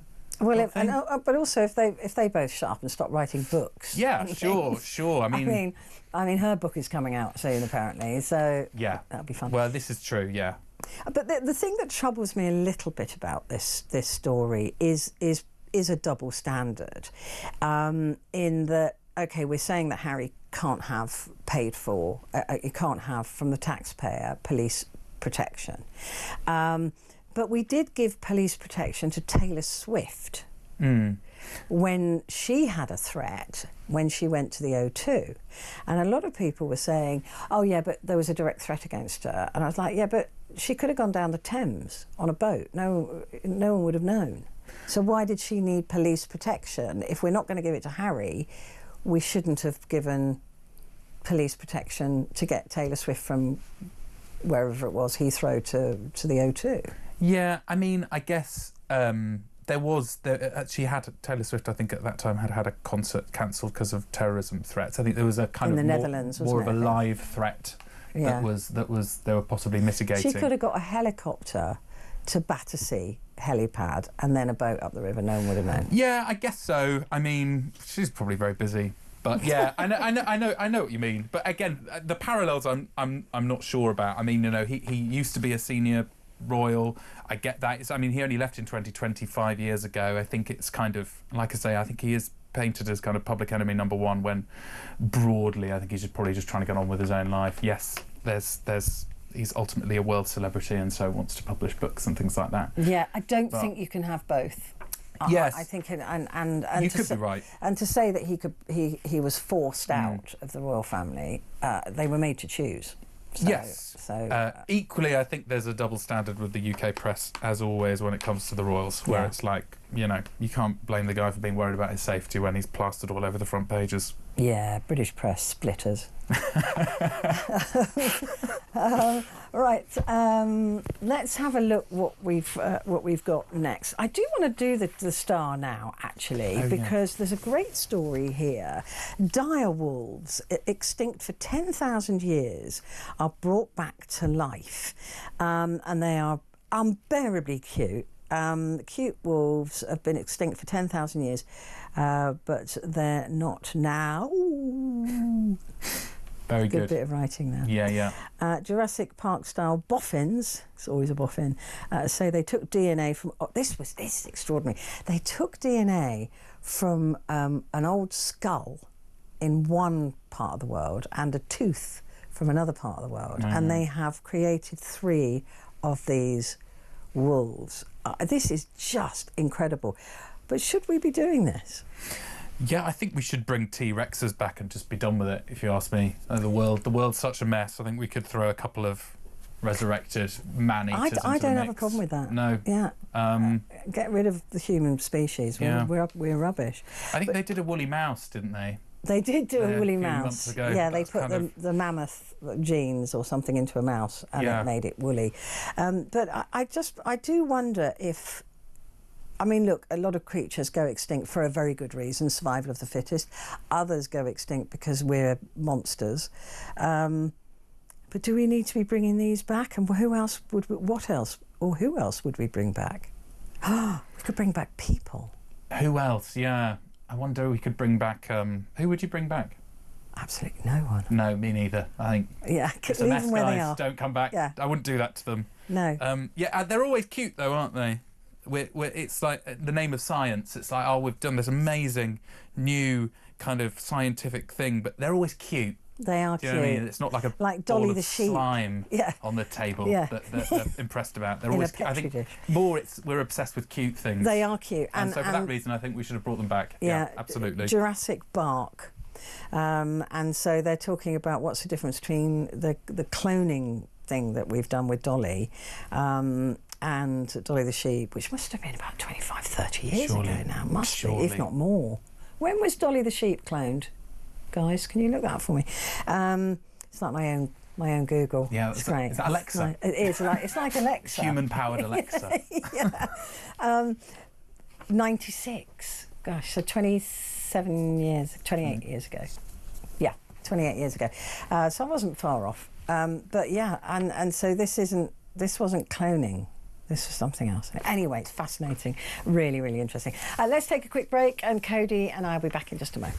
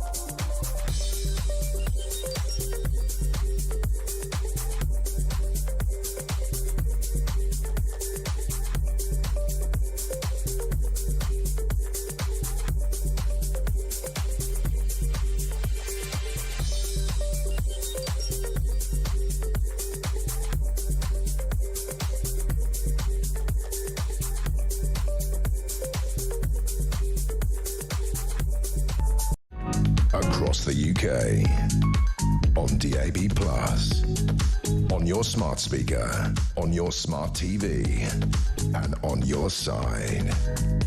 This is Talk. Hi there, good to have your company, and with us is Cody Darla, who is a comedy writer. He's on TikTok, if you look for him there. What's your handle on TikTok? What is it? It's just Cody Darla? Mr. Cody Darla. Oh, Mr. Cody Darla. I go by titles. Oh, okay. Yeah. Of course, yeah. Of course. So I try and find it. He's very funny. I love him. Now, let's have a look at the Daily Express. Okay, so... Bonkers Council bans VE Day parade for being too elitist. I do wonder what the actual story of this is. It was one Lib Dem councillor, clearly, in my view, used the word elite in a kind of flippant way, which is because basically the council have said they're not going to do a parade, but they're encouraging people to hold street parties, so they're offering free permits to close down streets for people to celebrate VE Day in that way. And she said that will allow more people in the community to celebrate it rather than the elite and such, which is a kind of strange thing to say, but as in classic fashion, the Express have kind of leapt on it as some kind of woke nonsense thing, which it isn't. I mean, it's literally one council. There'll be parades right across the country, and the council itself isn't, in fact, is actively just encouraging people to celebrate VE Day. So yeah, it's a nonsense story. It's a nonsense story. I mean, it is a shame if they've got... I mean, it's unlikely now, sadly, that anybody's got any of the soldiers that would want to parade anyway. But I don't understand the word elitist. What I don't even know what that means. Well, the elitist wasn't used. It was it was elite was used in a very elite. Yeah, exactly. I imagine the person was probably referring to things like, you know, you get our wonderful former leader Liz Truss standing at the cenotaph and kind of, you know, looking all emotional. Right. I imagine that is what the reference was, and it's kind of been picked up as a kind of a slur against our veterans. The other story is, could a wealth tax work in Britain? I've always advocated for that. There are billionaires in this country, and I do think that they could do with loosening the pockets a little bit. And mostly for me, actually, it's not the individual wealthy people, it's the companies that make so much money out of our pockets, and they're not paying the right tax. So that's interesting. And Esther Ranson, I'm hoping to see my husband in heaven. Is she going there? You'd hope he was there. Yeah, he may not. Else that would be a bit awkward. That would be a bit awkward. And is she going there? I mean, you know. The Mirror. The Mirror. One more knife tragedy. Again, this is just awful. A boy of 16 was stabbed to death on Britain's streets, had fled war-torn Syria after being injured in a bombing. Ahmad Mamdouh Al-Ibrahim, who dreamed of becoming a doctor to help others, was killed in Huddersfield last week. I don't know what the answer to this. We talked before, haven't we, about knives, and did we talk about that, about how banning knives is stupid because people will just pick up anything and do that. Really sad, 16-year-old. Yeah, that's a tragic story. Yeah. OK, let's have a look at The Guardian. US and China on collision course for all-out trade war. I think that's already happened, isn't it? Yeah, get with the programme, Guardian. Yeah, the front page has just come out and it's already dated. Yeah, I know, that's the thing, isn't it? And dystopian tool aims to predict murderers. Have you looked at this? Yes, well, this goes back to what you were saying at the start of the programme about you feel uneasy about governments using data. This is sort of data linked because it's... they're saying that the government's developing a murder programme that will allow, I think, behavioural data and data from people who have committed crimes to predict if they will commit homicides. And there's a kind of funny, not hilarious, but they're saying, murder prediction programme, but it's actually called sharing data to improve risk assessment. So, second of all, you can see why the murder prediction is taking kind of... What was that Tom Cruise film? Minority Report. That's it, Minority Report. I think it's kind of like Minority Report, yeah. But yeah, some campaigners are saying it's chilling and dystopian, which I guess you'd probably support them, Petrie. Yeah, I would. Yeah. Because until a crime has been committed, you are innocent. Yeah, but it's been committed then, too late. Murdered. Someone's murdered. So I'm to blame. I think so. I think so. This is a difficult one, isn't it? Because people do have a right to live as free citizens, and the prediction might be wrong. And what do you do? Lock somebody up who may commit a crime in the future? Yeah, I mean, I think it's more a preventative programme rather than I don't think there's talk of anyone being prosecuted on the basis of them having potentially have committed a crime according to the data set, if you know what I mean. It's I think it's purely used as a tool, kind of like, years ago, police forces in different catchments didn't share data with each other. I think this is kind of one of those, a slightly deeper version of that, where it's like actually looking at the kind of behavioural data and data from criminals to spot wider societal patterns and prevent. I wonder if this could have stopped, for example, the Southport attack or something like that. But I find these things really worrying. I remember years ago I was working at a different radio station and there was something very similar to this about children, and saying that it was easy to predict with a 3 or 4 year old child if they were likely to become criminals. Really? Yeah. And I did a phone-in on it, actually, and I'll never forget it because I had people phone and go, well, yeah, my neighbour's kid's a right little scrope. You can tell he's going to be a wrong un, and people bought into it. They believe that you can tell. I mean, there are some kids you look at and you go, oh yeah, they're out of control. Yeah. That's why you've got to give them a smartphone. Otherwise, they'll start committing crimes with their knitting needles. Yes, exactly. For God's sake, just give them Candy Crush. Keep them quiet. So dystopian. That is where okay. I'm glad I'm old. Trump hits China with 104% tariffs, and China is not going to back down. They've already said, we will fight you to the end, whatever that looks. Are we going to be 1,000% tariffs, or are we going to... What's going to happen? What is Donald Trump going to do? I don't know. I mean, 104% just looks funny, though, doesn't it? You're like, of course Donald Trump is 104%. But he's claiming to be raking in $2 billion a day in money from tariffs. It's only been on the table for, less than a week? Yeah, well, what's the thinking? That the money he gets in from tariffs he's going to use to subsidise certain industries in America. Is that the thinking? Or to try and pay down the debt. But the thing is that the $2 billion a day he's collecting is from Americans. Yes, yeah. It's not from China or from the UK. Well, this is, again, the kind of... The contradiction is the in theory, you're like, well, OK, you want to encourage people to buy American, so don't buy from abroad. But there are things you buy from abroad that aren't made in America. Yeah. So it's just a fundamental misunderstanding of the way the economy works.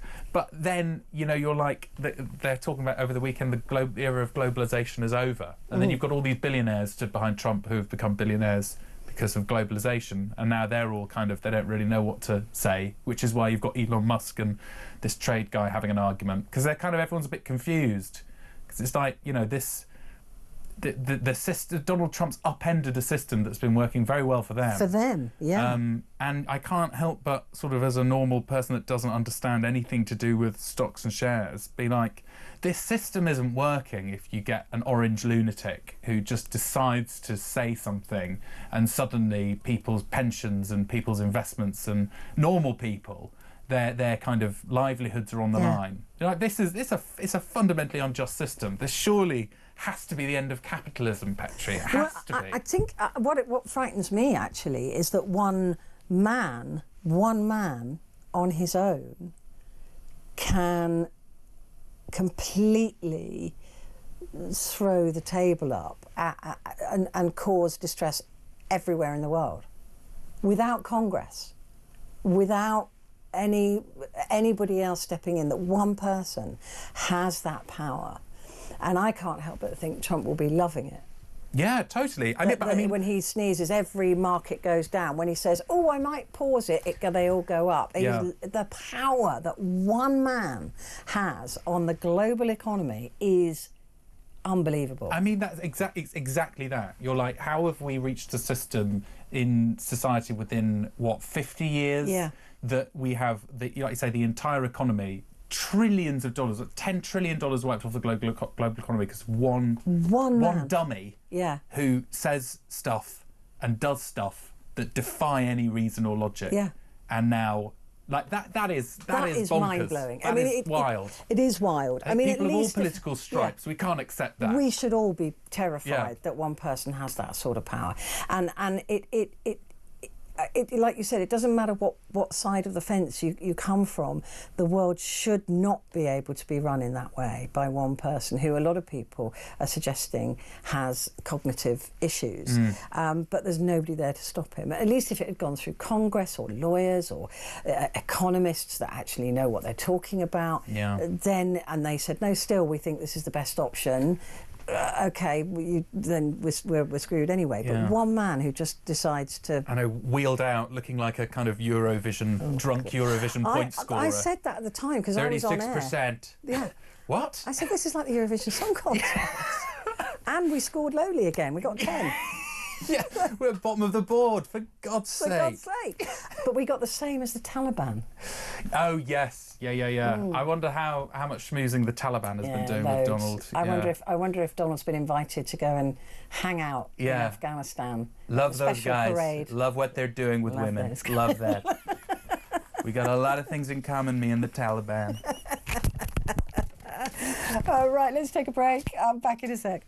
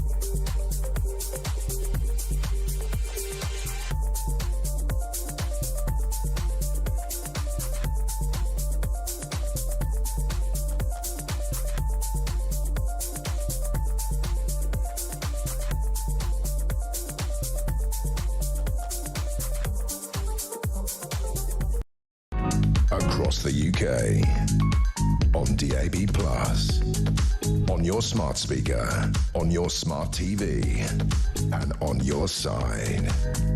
This is Talk. Hello there, this is Talk and it's Petrie here with you, having a problem with my earphones as usual, hate them.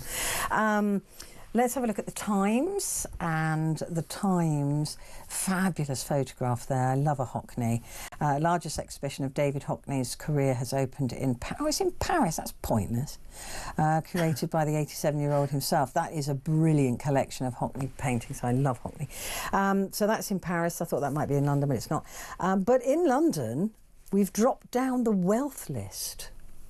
Tell me what's happening here. So, yes, according to the Times, that millionaires are moving out of London because of a few factors, Brexit being one of them, and the removal of the non-dom tax status, which is, if you ask me, you know, the non-dom tax status has only been removed for the last 3 months, I think, and this is data from the last 10 years. So all these kind of commentators who are crying foul about Labour's economic policy, you know, going further and putting in a wealth tax will just chase away the millionaires. It seems like they're already being chased away, and none of them are paying taxes anyway.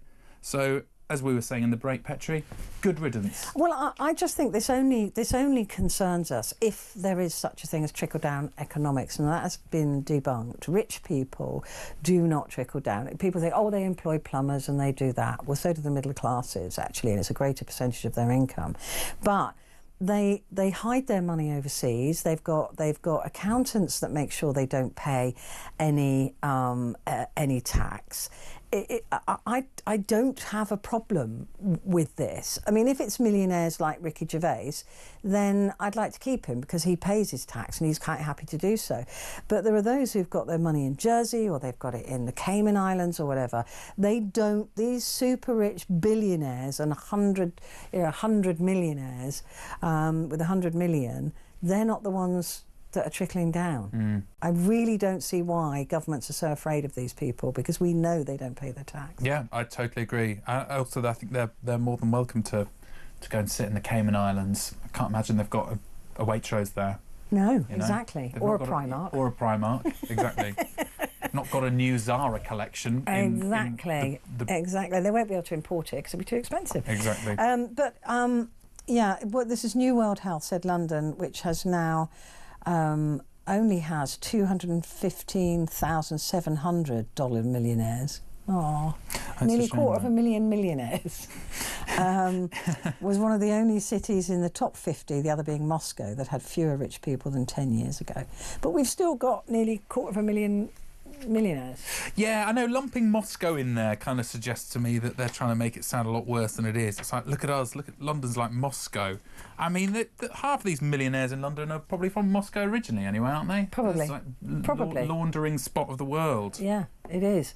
So, yeah. And this is interesting, actually. Top of the Times, Ukraine captures 2 Chinese men fighting for Russian army. And this is interesting because Russia hasn't declared that. We knew Russia were going to be using soldiers from North Korea.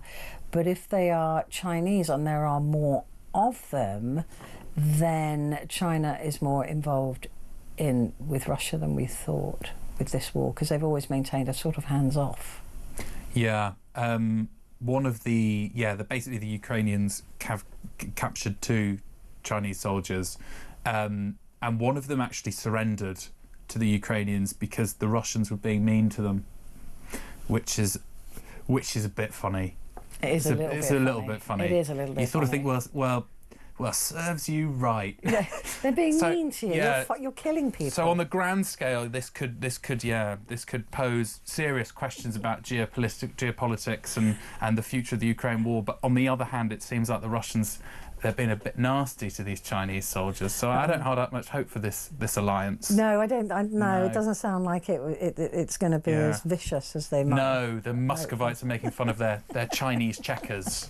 No, they don't like them. They don't like them. Yeah. Right, let's move on to the Telegraph and the story there.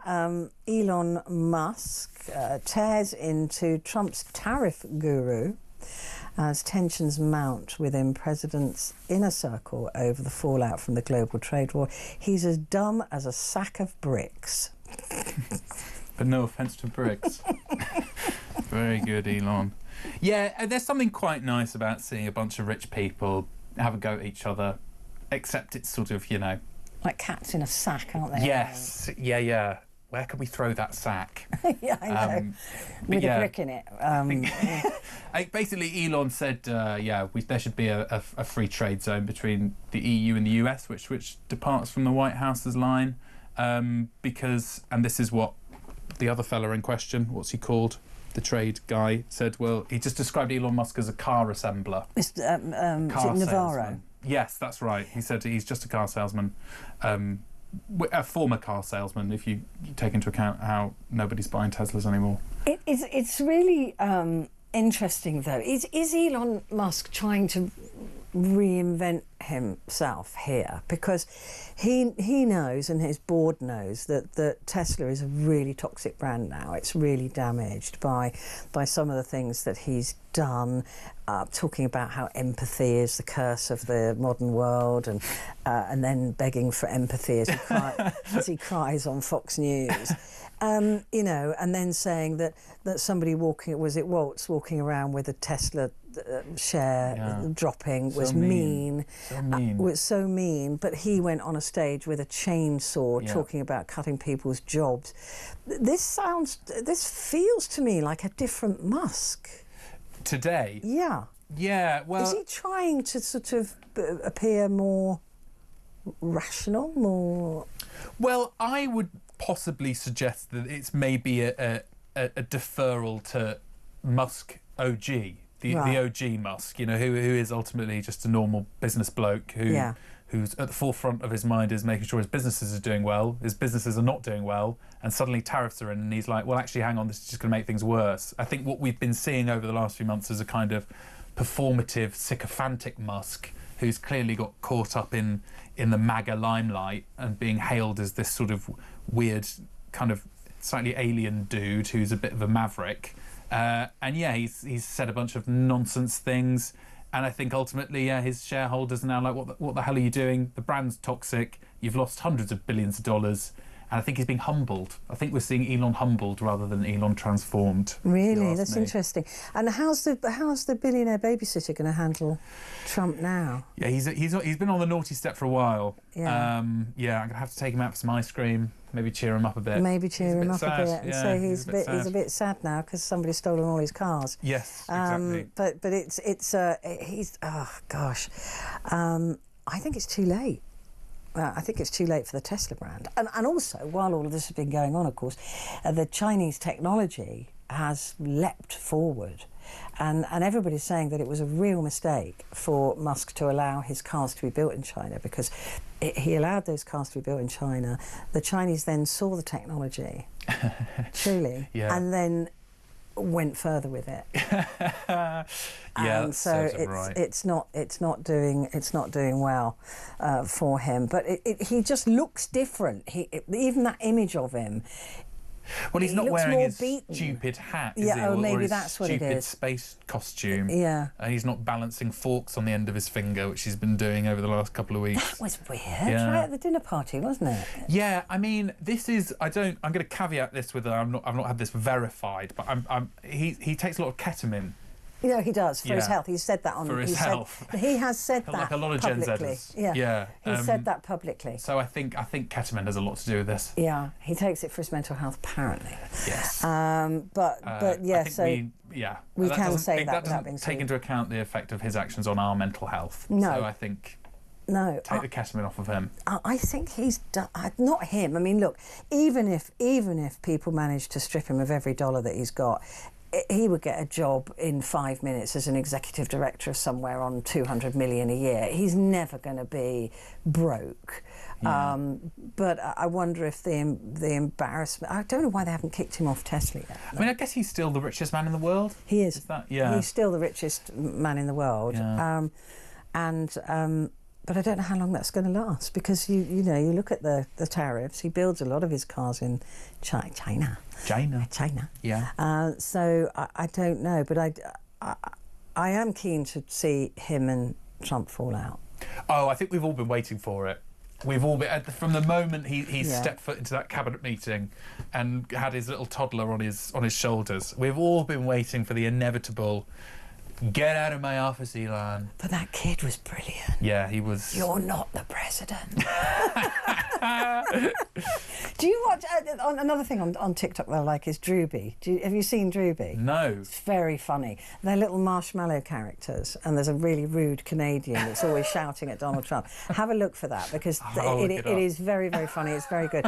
But before I let you go, I want to play another one of your TikToks if I can. And this one is the one on tariffs. Have we got it ready, guys? Yep, here we go. This is Cody Darla and why I think he's brilliant. What up, America? It's the UK. We've decided to tariff all of your goods. just joking. Yeah, we're not going to tariff anything. Why? Because we like you. Do you like us? Or what? Sorry, yeah, we're the UK. The UK? You do like us? Yeah, we thought so. We thought so. Is there anything we can do to make you like us more? Or it's a nice evening for a trade deal, don't you think? I was thinking we could maybe go out somewhere, get a trade deal. What do you think? Or we could get a Chinese instead. Yeah, we don't have to do the trade deal now. Yeah, Chinese might be a bit expensive now though with all the tariffs. No, we'll get it. Yeah, no, we'll pick up the bill. Yeah. I hope your fortune cookie says sign a trade deal with the UK. That would be nice, wouldn't it? Could you sign the trade deal, please? We love hanging out with you. You're our best friend. We're not gonna put any tariffs on you because we want you to sign a trade deal. Will you sign a trade deal, please? I love the idea of Keir Starmer or any of them.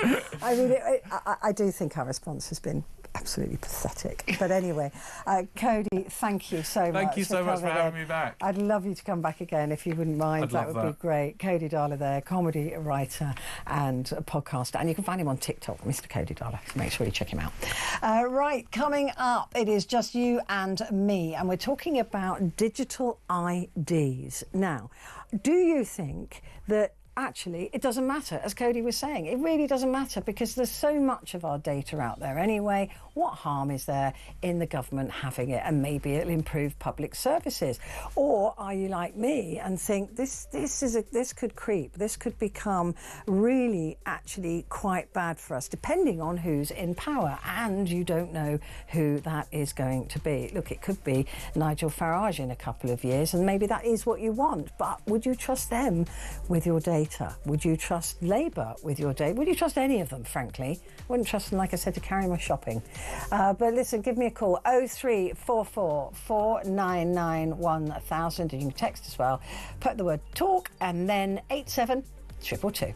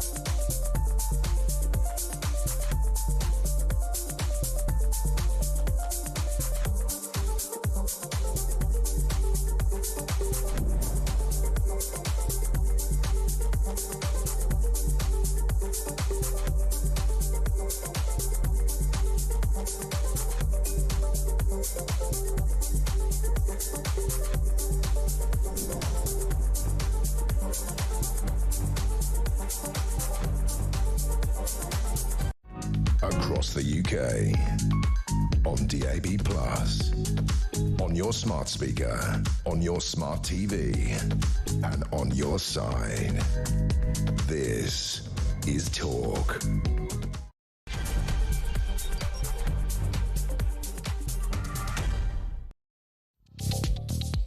Good morning.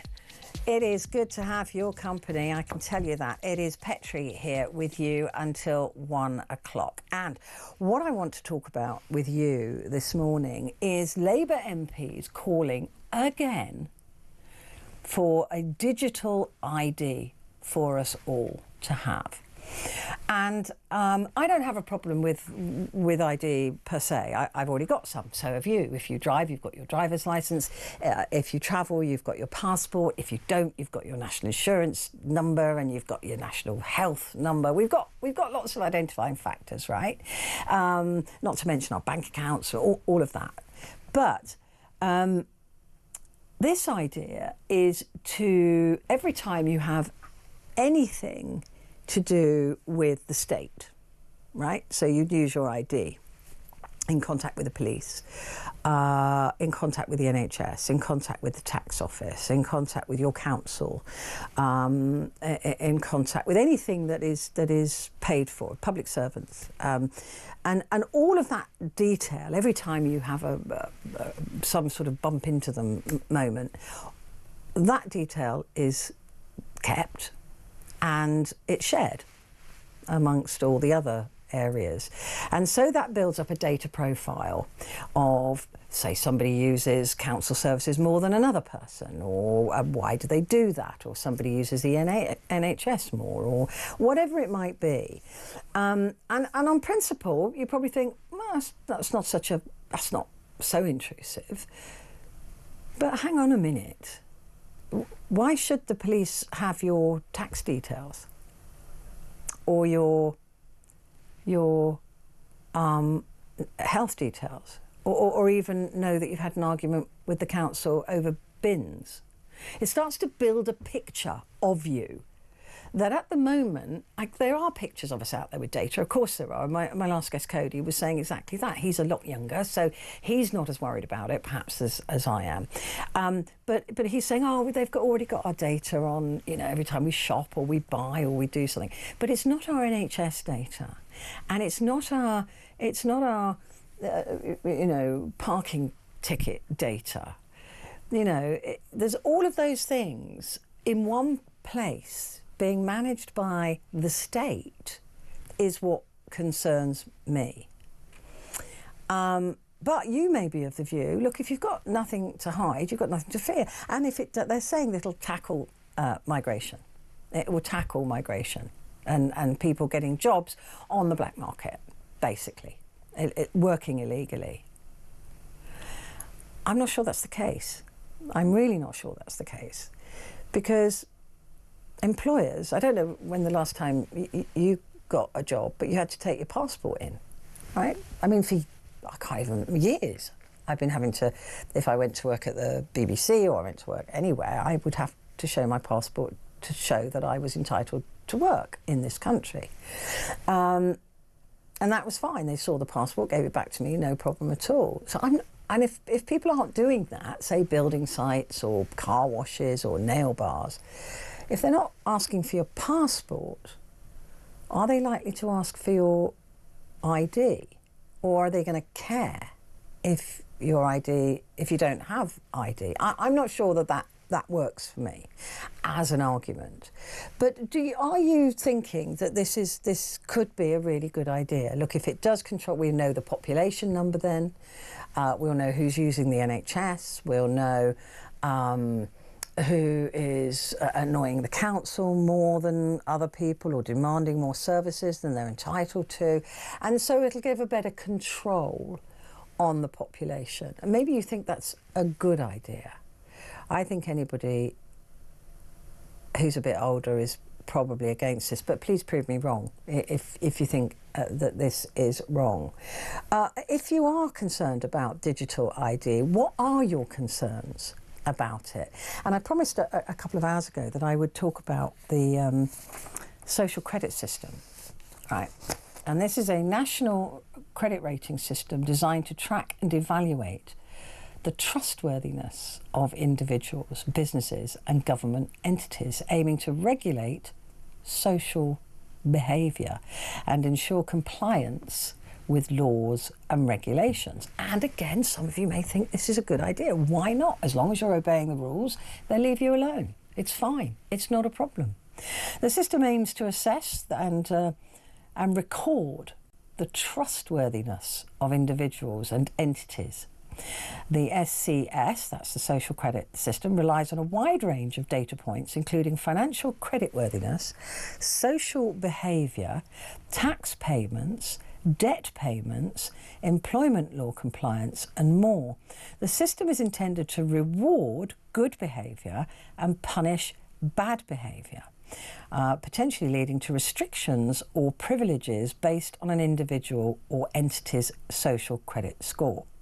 The technology-assisted corporate compliance project, based in a nationwide collection of information every company registered in China has. Right, so they gather data from various sources, including online activity, financial records and interaction with government agencies.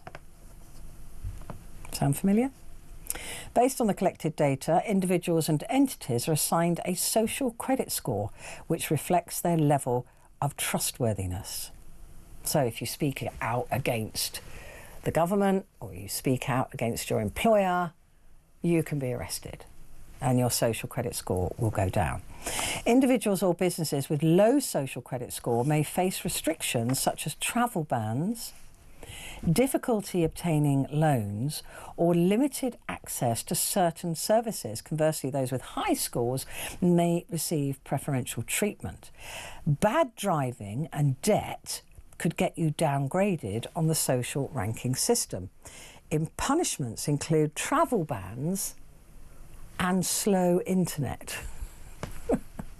That's just mean, isn't it? Slow internet. They go, right, you're punishing you with dial-up. Rewards grant privileges like preferential loan terms and quicker access to public services. The social credit score raises concerns about data privacy and the potential for misuse. Critics argue the system could be used to control and suppress dissent, leading to a dystopian society. And the system could exacerbate social inequalities, as those with low social credit scores may face significant disadvantages.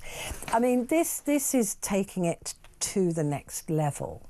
But you can't help but look at this and go, well, what's to stop our digital ID from becoming a kind of social credit score? And as far as I can see, there is nothing. They'll say they put checks and balances in, we know that, but I don't believe in anything that they say. And Labour, for example, back in 2005, so about 2005, 2006, their manifesto, one of the election manifestos, we will introduce ID cards including biometric data like fingerprints, eye scans and face scans, backed by a national register, and are rolling out initially on a voluntary basis. It was ditched after the Tories and the Lib Dems came in under coalition. They got rid of it. So the ID card policy was particularly critical of ministers for deciding on the outset to have a sophisticated identity card holding 3 forms of biometric data, 10 fingerprints, 2 iris scans and a face scan. Does this worry you? And if it does, what worries you about it? I've just read what worries me about it, and that is mission creep, that suddenly they want more and more information on us, and then we are entering into a social credit situation. So, if you, like I said, if you speak out against people, if you protest, if you do any of these things, and that's only the bare bones of what happens in China. That's the bare bones. They ban people from moving from one part of the country to another. You have to be high on the social credit score to be allowed to go and live in a city and get a job there.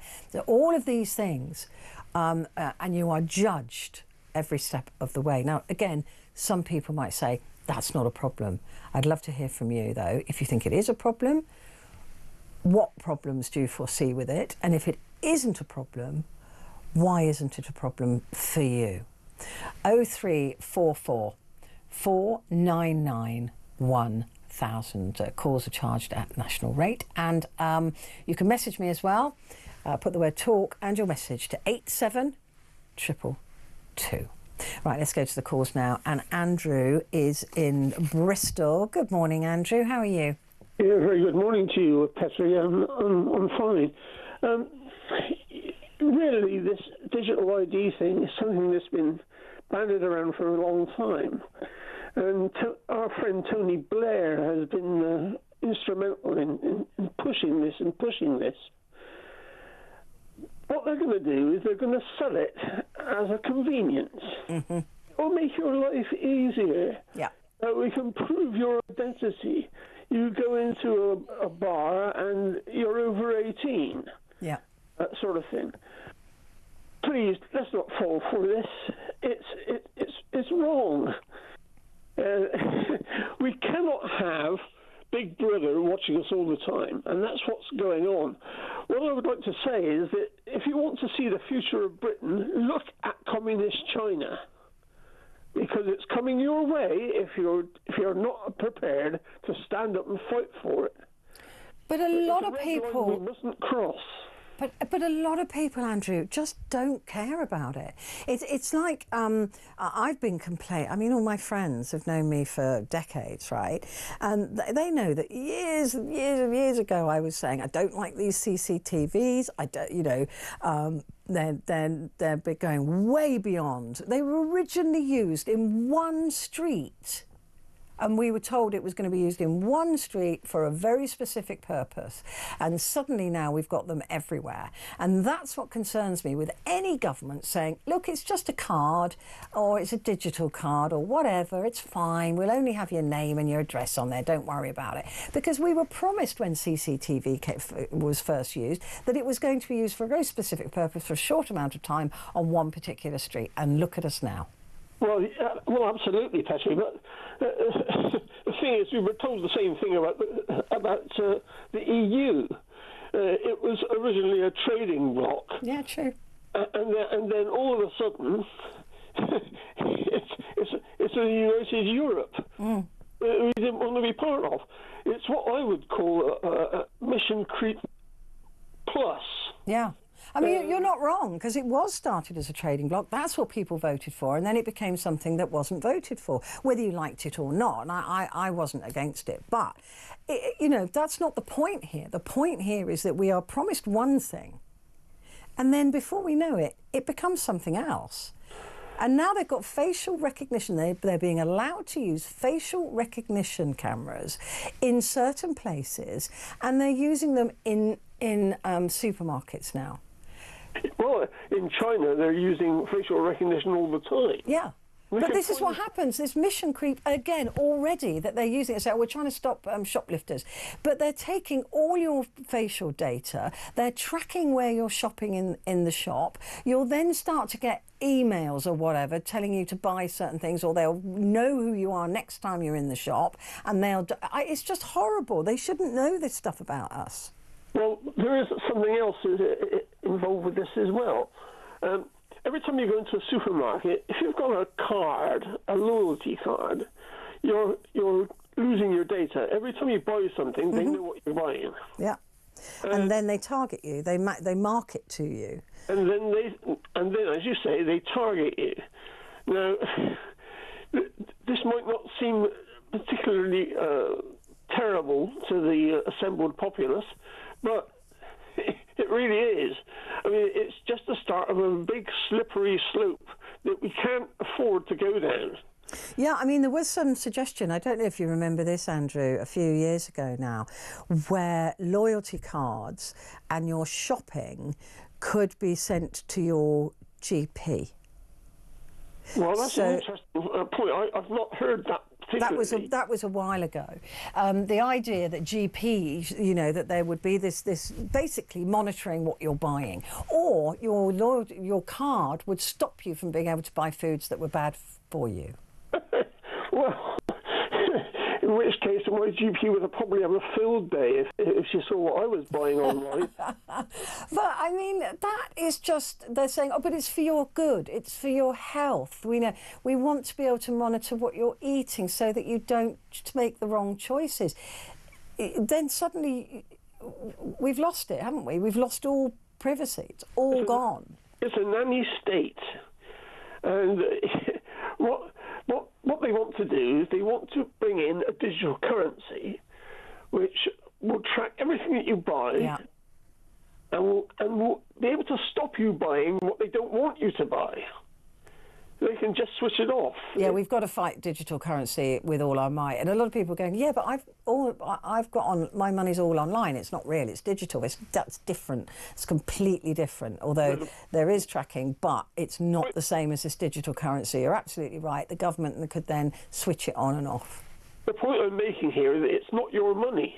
If you go to a bank now and say, I want to withdraw £2,000 from my account, then they ask you why you want to withdraw it and what you're going to use the money for. Well, that's none of their bloody business. No, you're right. To be quite frank. And what a digital currency does is make it their business.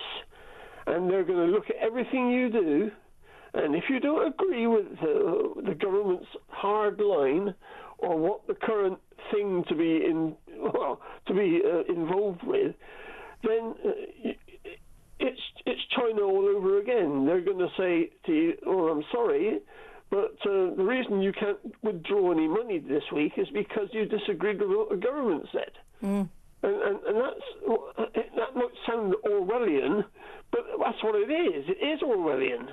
Well, it is Orwellian. I mean, if you remember 1984 and not the year, the book, and you know, people having a chip in their arm for convenience, being allowed into certain areas or not being allowed into certain areas, that is literally just a step further than the Chinese social credit score.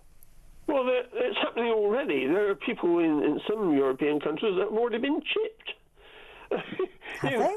And they're going to love it. You know, I think there was an experiment in one of the Scandinavian countries a while back. Oh, there was. Yes, you're absolutely right. It was their credit card, wasn't it? They had put under their something like that. You know, people are thinking, isn't it wonderful? Yeah, it unlocks their door. They just can't see what the end game is, and that's what I'm afraid of, personally. But Andrew, a lot of people would say that we're paranoid. I mean, my friends used to go, "Oh, Petrie, you're just absolutely paranoid." And I go, "Yeah, for very good reason." And I've never changed my mind. And sadly, the paranoia has become, you know, looking incredibly sensible. But it's just, I don't understand why people can't see what you and I can see. Well, people should wake up to this, and I mean, shows like yourself and the rest of talk radio, which you say is the home of common sense, and it is.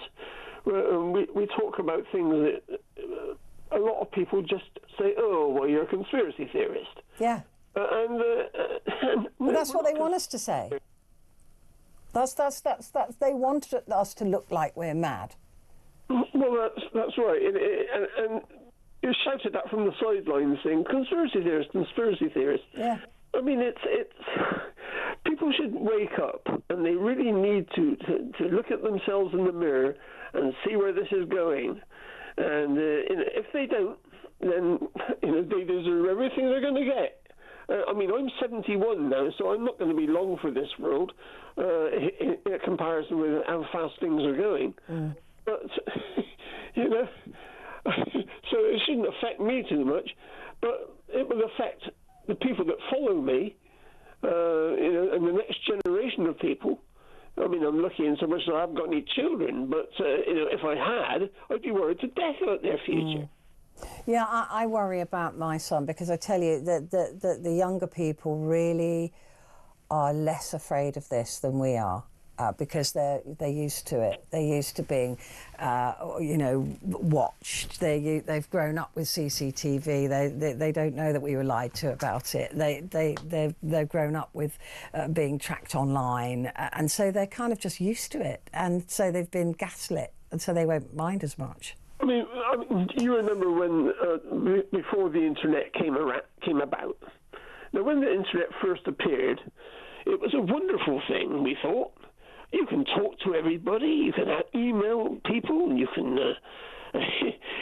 you can look up everything online. Isn't it wonderful? But and that was just throwing a line out to catch you. And now basically the internet has been turned around, and now it's we gotcha. And they just collect data every single time. They collect data, and they certainly know everything about you. And that was the idea from the start. Yeah, I can't argue with that. Nobody knew that at the time, and certainly I didn't. Well, big business had a real idea, didn't they, about how they could get all the information they needed from us, and that, like I always say, that's okay if people haven't got malintent, but as soon as somebody's got malintent, we're done for, all of us. Andrew, thank you, great to talk to you. I'm going to have to take a quick break because I'm quite late, but I will be back in just a moment to talk to Jay.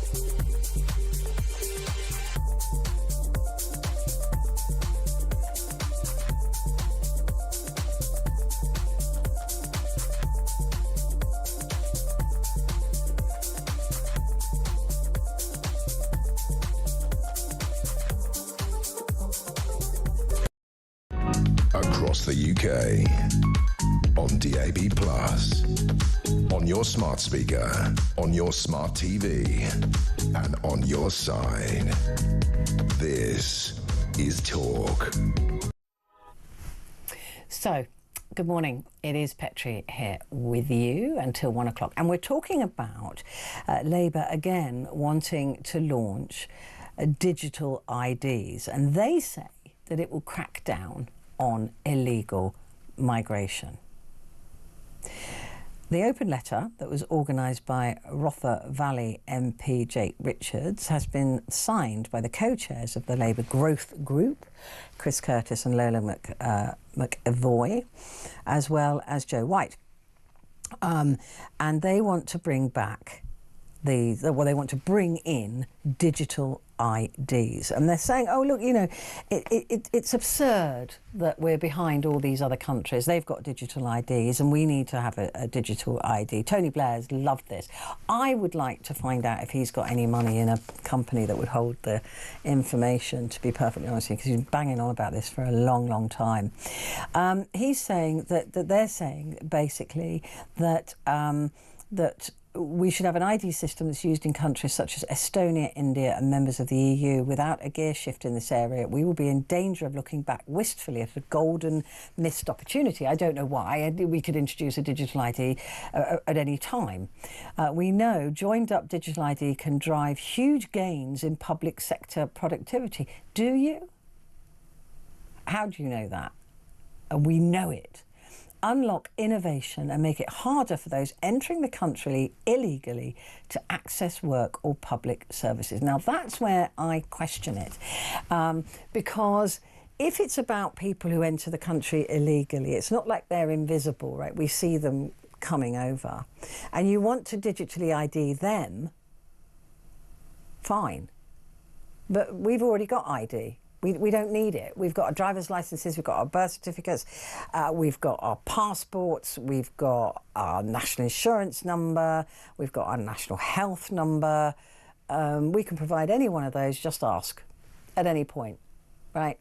All of my medical letters have got my my national health number on them. They already know who I am, right? That's how they track you through the system. They really need a digital ID to do that? No. No, this is about joining up all the services. This is about everybody knowing, everybody in government knowing everything about you. Now, you could argue that they could find out anyway. Yeah, they could. If they went, Petrie Hosken, who's she? They'd have to go to the Inland Revenue, see when I last paid my taxes, see, the PAYE, see things like that. They'd have to do that and go, oh, right, I've got that on her. Then they'd have to go to the NHS, and they actually wouldn't be able to access my private medical information without a court order. So they'd have to get a court order in order to do that. And then they could go to the police and the Justice Service, and they could say, has she ever been arrested? And then they could go to the council and say, is she a problem? Has she paid her council tax, etc., etc. They won't do that. It's too laborious, and they don't need to, right? Because I've not done anything. But if they've got all of that on one digital card, they can just access it. Petrie Hosken, there we go. All right, I've got everything about her right in front of me now. I don't like that. I'd rather that they had to get a court order to get my private information. Or they, whatever it is they have to do, that they have to work for it. I don't want them just to have it all in one place. And the idea that they're selling us that this will make life much easier and much better for all of us is a lie. Because it's not going to help me access a doctor's appointment. Because when I joined my doctor's surgery, I had to move surgeries when I moved. I had to provide a passport, right? And they went, oh, okay, yes, you're entitled to be here. Now, if I didn't have any other form of ID, then they probably wouldn't have taken me, right? The same when you get a job anywhere. You have to show your passport to prove that you're able to work for that company. You don't need digital ID. We don't need it. They need it. They want it. It's not going to make a jot of difference to companies that employ illegal migrants, because they're still going to do that. Because companies who are legit ask for your passport or some form of ID to prove you're a British citizen. Companies that are not legit are not going to ask you for your digital ID. It's not us that need this. It's them. Why? Got to be control, doesn't it? I can't think of any other reason. Why would they need that? I'm going to read a couple of messages. No, I'm not. I'm going to go to Jay. We'll be late to the break. Sorry. Jay in West Yorkshire. Good morning to you, Jay. What do you think about this?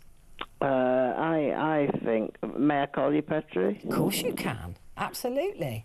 May I just say that I can't see you on the TV because I'm blind. Oh. But I'm not trying to be inappropriate, so please forgive me, but you sound absolutely beautiful. Oh, thank you. That is really kind. I'm glad. I mean, it's wonderful to have blind people who think I'm beautiful. Can I just say that? Yeah, that's fine. I'm not offended by anything. No, my uncle was my grandmother and my uncle were blind. So I have a lot of admiration for blind people. Yeah. But Jay, thank you. That's very kind of you. So tell me about these digital IDs. I think I'm a bit of a technophobe. I mean, I'm on X, but I don't have Facebook. I won't have Facebook. I won't do anything online, such as banking. I will not succumb to the woke generation, the woke digital mess that is this world. I don't see the point. I'm happy with things as they are. I mean, obviously people want to live private lives. They don't want to use a card for every blessed thing that they... Am I okay saying blessed? Yes, you are. Yeah, I didn't want to use any... Because I know every radio station is different, because I actually have a show on a local radio station near where I live. I'm not going to mention the station. Oh, do you? But yeah, I do a show, but I know there's certain words. Obviously, everybody knows on radio that you can't use the swear words. Everybody knows that, or they should. But then, like, we can't say things like bloomin' or... Oh, really? Well, we can say bloomin'. Blooming's fine. Yeah, I think we can say bloomin', but obviously I don't want to say... But the little things that you think you'd say, can say... Some things that are on our list that we can't say. Yeah, no, we got a new list through from Ofcom, which is really difficult for me because I swear like a trooper when I'm not in front of a microphone, so I have to be very careful. I do as well. Off air, I swear like I don't. Yeah. I swear like a navigator. I know, I'm shocking. Honestly, it's disgusting. But I could imagine that. I worked with the military for 9 years. I learnt a few choice words there. But yeah, with digital ID, I think that the government wants us as puppets, and I'm not willing to be. I mean, I'm obviously obviously I'm trained, so obviously on air I'm not going to say which party not that I mind, but obviously I don't want to be seen to be, sort of... Well, no, I mean, actually, it would be better if you didn't, because we're in a closed period with the elections and stuff like that for the next week or so. I just don't. I always, just to be safe side, I don't say. But whichever party it was, just say it's party. I don't know. I'm going to make a name up. I don't know, the JUK. Yeah.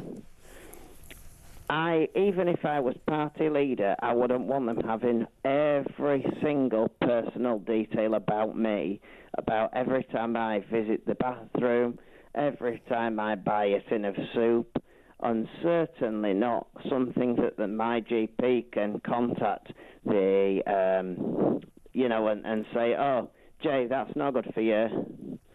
Because otherwise, that's my choice.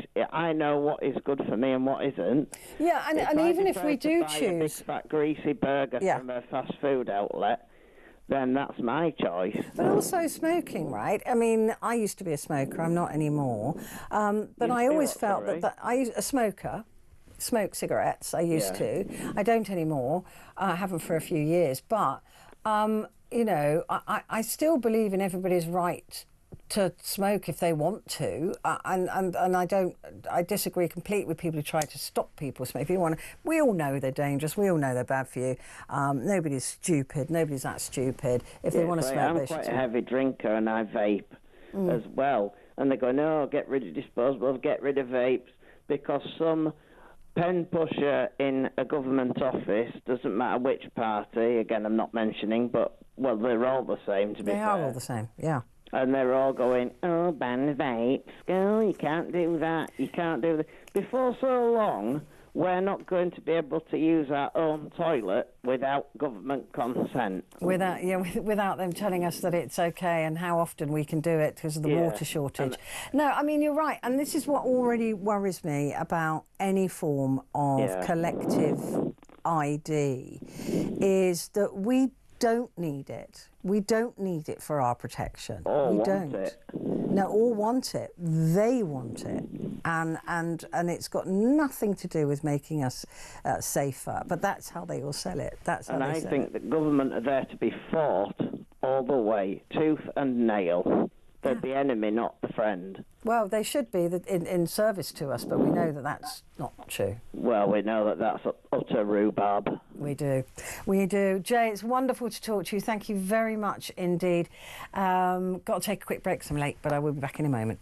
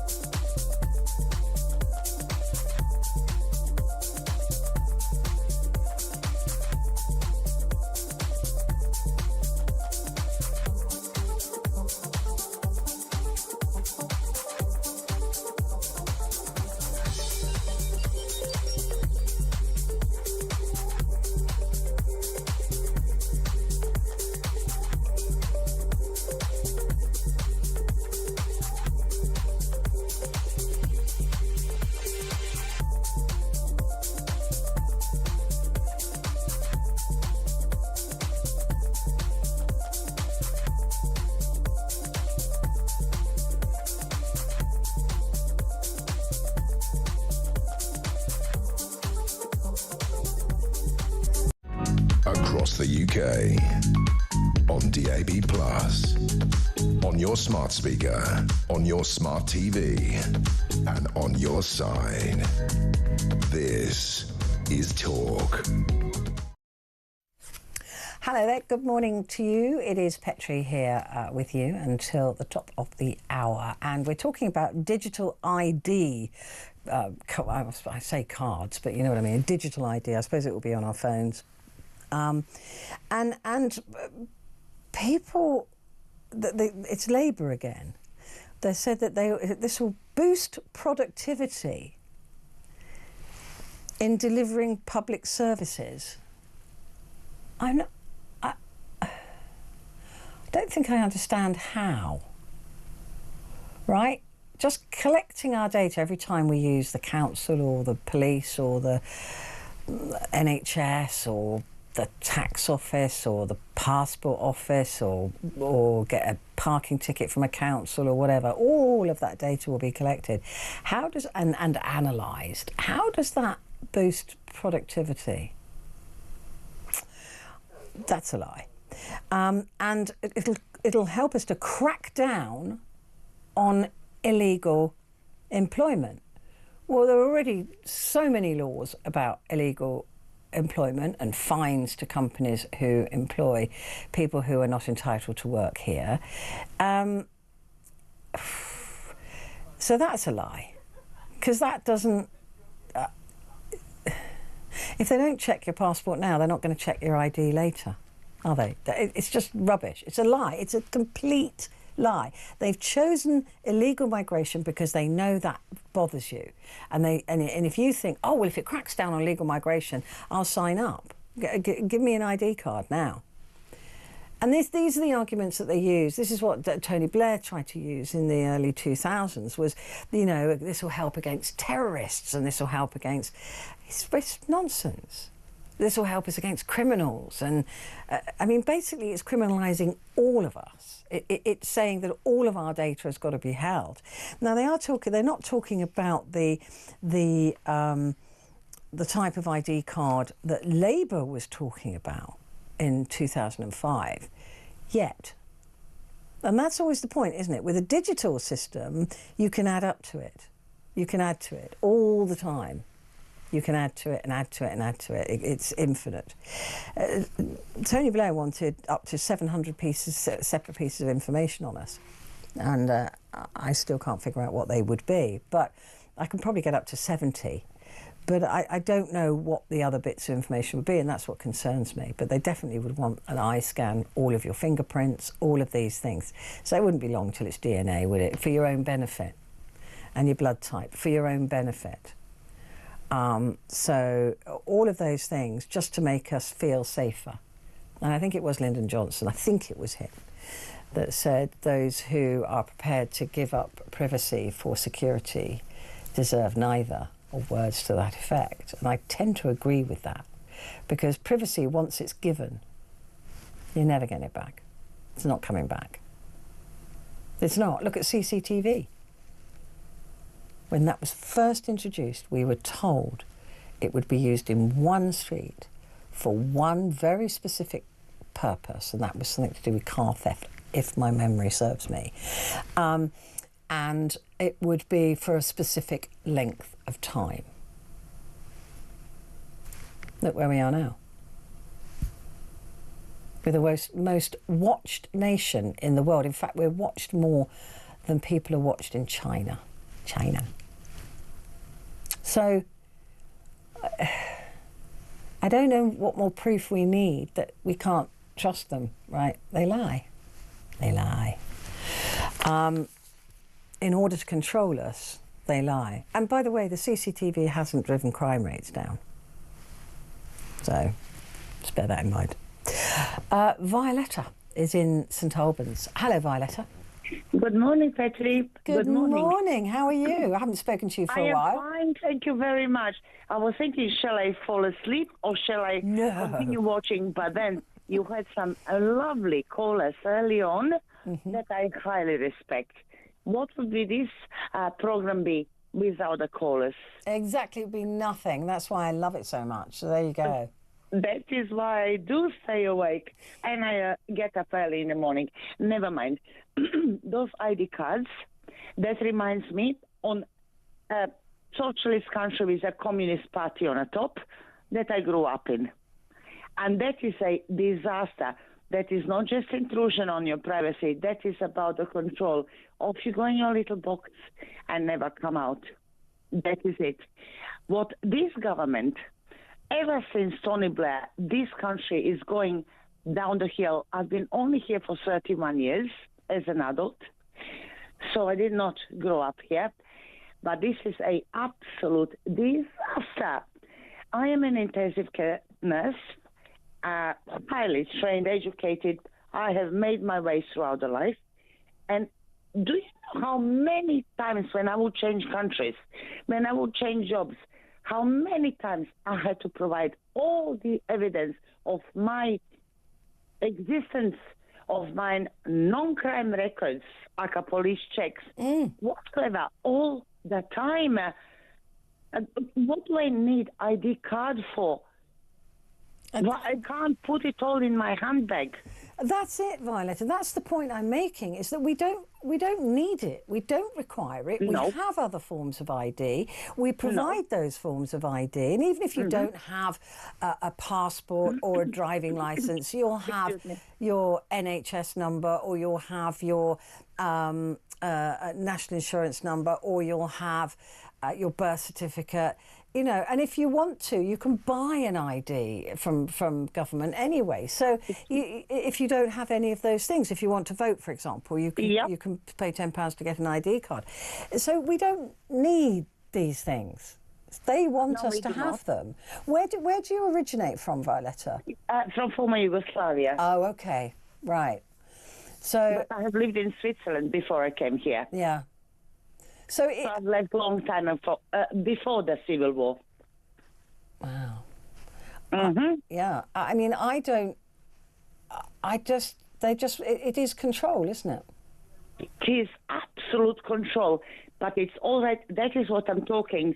We live in a capitalistic society. We have got different rules of the engagement.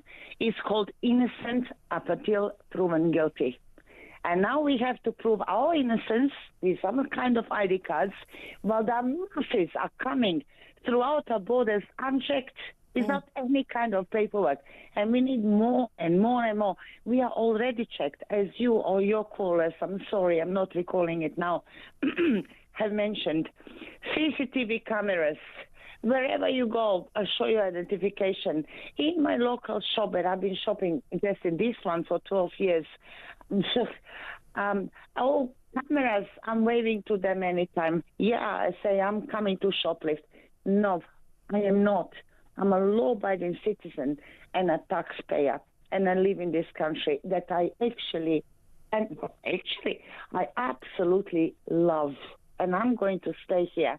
And this ID that Tony Blair was first talking about should have been implied to his son, Ian, however he is called, who was found drunken in the gutters, age 16, and now he's a top banker in I don't know which American bank. All of them are multimillionaires. And we, the little ants in a nest, we are going to be providing ourselves with how many documents does anybody need? Man, it's already everything on the payments. When I get my bank statement, I can see where I have shopped, what I have spent my money on, how much I have spent on, and I'll get all of this all the time. That is all we became here, little ants. Who is making us into ants? That Labour Party, which is on the top, we are all socialists, aren't we just? But they are the communists. They are leading the route because they are not short of money, IDs, they don't need to provide them, or their families. It's just little us. You're so right, Violetta, because we know that the elites will not have to obey the rules that we have to obey. And if we start to get into the system of China where there's a social contract, I mean, then, and that's only a step away. That's not that far away if you think about it in those terms. No, it isn't. Oh, you're brilliant, Violet. I have lived through it. Yeah. No thinking. I can see where all of this is basically leading. It's communism, for goodness sake. We are here to, I don't know, blame Putin, blame, Orange Trump for this and that. They're all part of any kind of ideology, and I'm not buying it. Yeah, I'm with you. They're all part of the oligarchy, and they all just want us to basically work for slave money. That's what they want. Violetta, you're brilliant. I've missed you. Thank you very much indeed for staying awake for me. I really appreciate it. Brilliant, brilliant call. Quick break, and then back in a moment.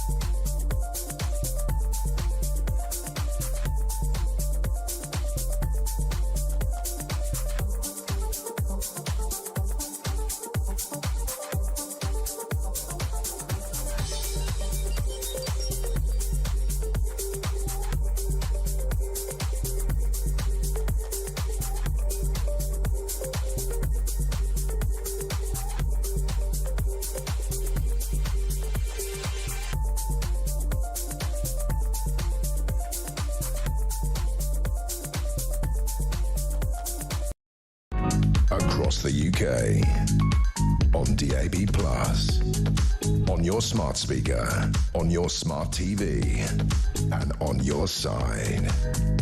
This is Talk. Hi there, good morning. It is Petrie here with you until the top of the hour. And we've got loads of messages as well. Let me just read a few. Dystopia has already arrived. We've been softened up for years by social media companies who've hived off our data and now use it against us. The younger generation have no concept of civil liberty and the right to privacy, while us old folks lament the loss and are rightly alarmed. Kathy, very good point. Sarah Jane says, please can you urge all listeners to read or watch the films of Animal Farm, brilliant, 1984, astonishing, and Wild Swans, Three Daughters of China by Yung Chan. I haven't seen that film or read that book, but that looks brilliant. She says the latter is a heavy read, but having been to China myself, I think it should be compulsory reading in school and college. Not that LIBOR would want that. And that's from Sarah near Plymouth. And then Joanna says, I'm happy to carry a card with my face, name and address, national insurance number and my NHS number like a credit card. I would not want any further details on it than basic information. For the purpose of me applying for a job or NHS treatment to prove it's me, a card would be simple. I definitely wouldn't want it on my phone. So they're talking digital ID, Joanna, that's the problem. I wouldn't want personal information to be accessible if my phone was stolen or if I lost the card. I saw the chaos when my daughter had her phone stolen and her life threatened if she didn't unlock it. Imagine if they'd got all of her personal information. Very good point. And Tim says, yes, digital ID. If you're an immigrant and don't have a UK birth certificate, then bio ID taken on arrival as a condition of entry. Address, date of birth, asylum registration number, NI number to be linked to the above for those working, Tim in Suffolk. And that's what I was saying, Tim. Fair enough if you want to do that, but we don't all have to follow through on that. Patrick is in Nottingham. Patrick, good morning. Good morning to you. What, you think we do need ID cards? Most certainly. I've no skeletons in my closet. If a passport, driving license, some identification to vote, paper, on paper, a photo ID, yes. Digital ID, I'm not in favour. I'm not in favour of, like, because you get a lot of spam and all this fraud with the internet and all your details and all that. I get that, but I've still got no qualms with that, because I've got nothing to hide. If you were, I'm not without sin, but I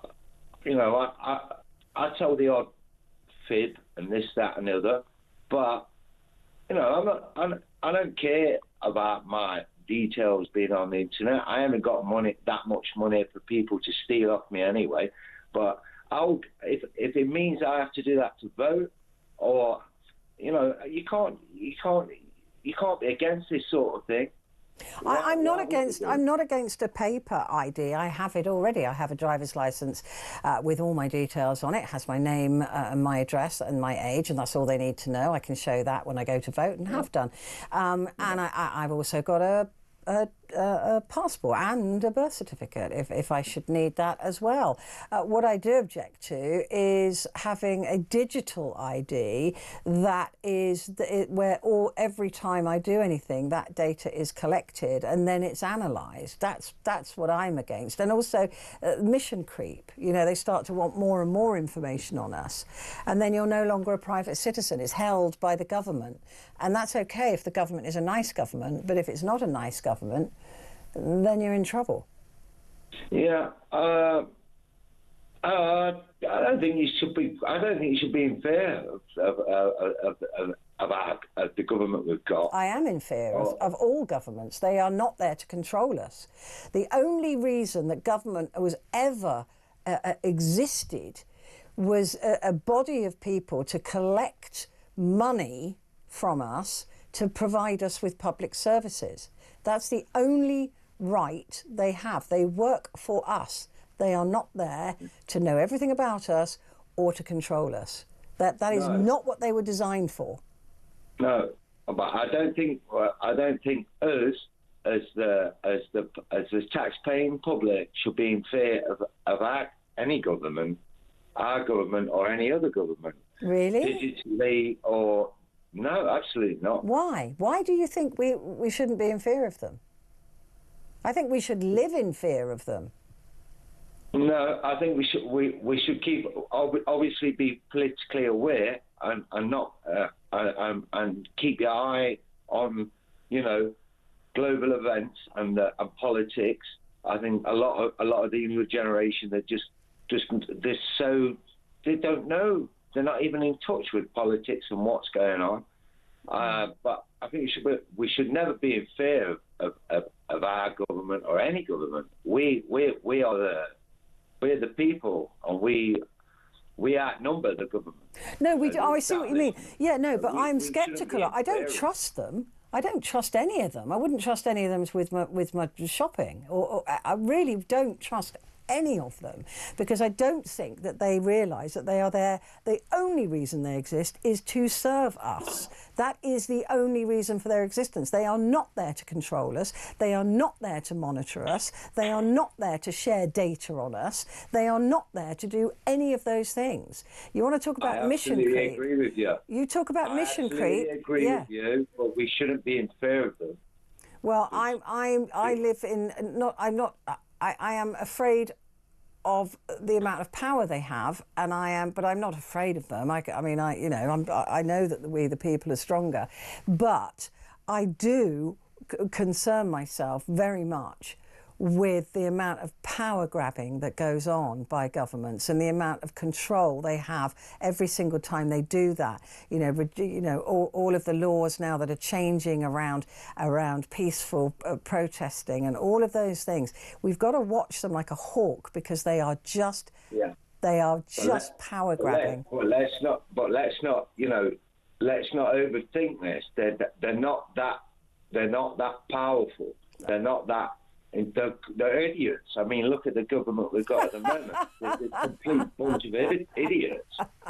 I know, but then, all it takes, I'm sure people said that about Hitler. He was an idiot, and then there was power grab, and suddenly you've got somebody who is all powerful, and that we just need to keep an eye on them. And this, for me, and the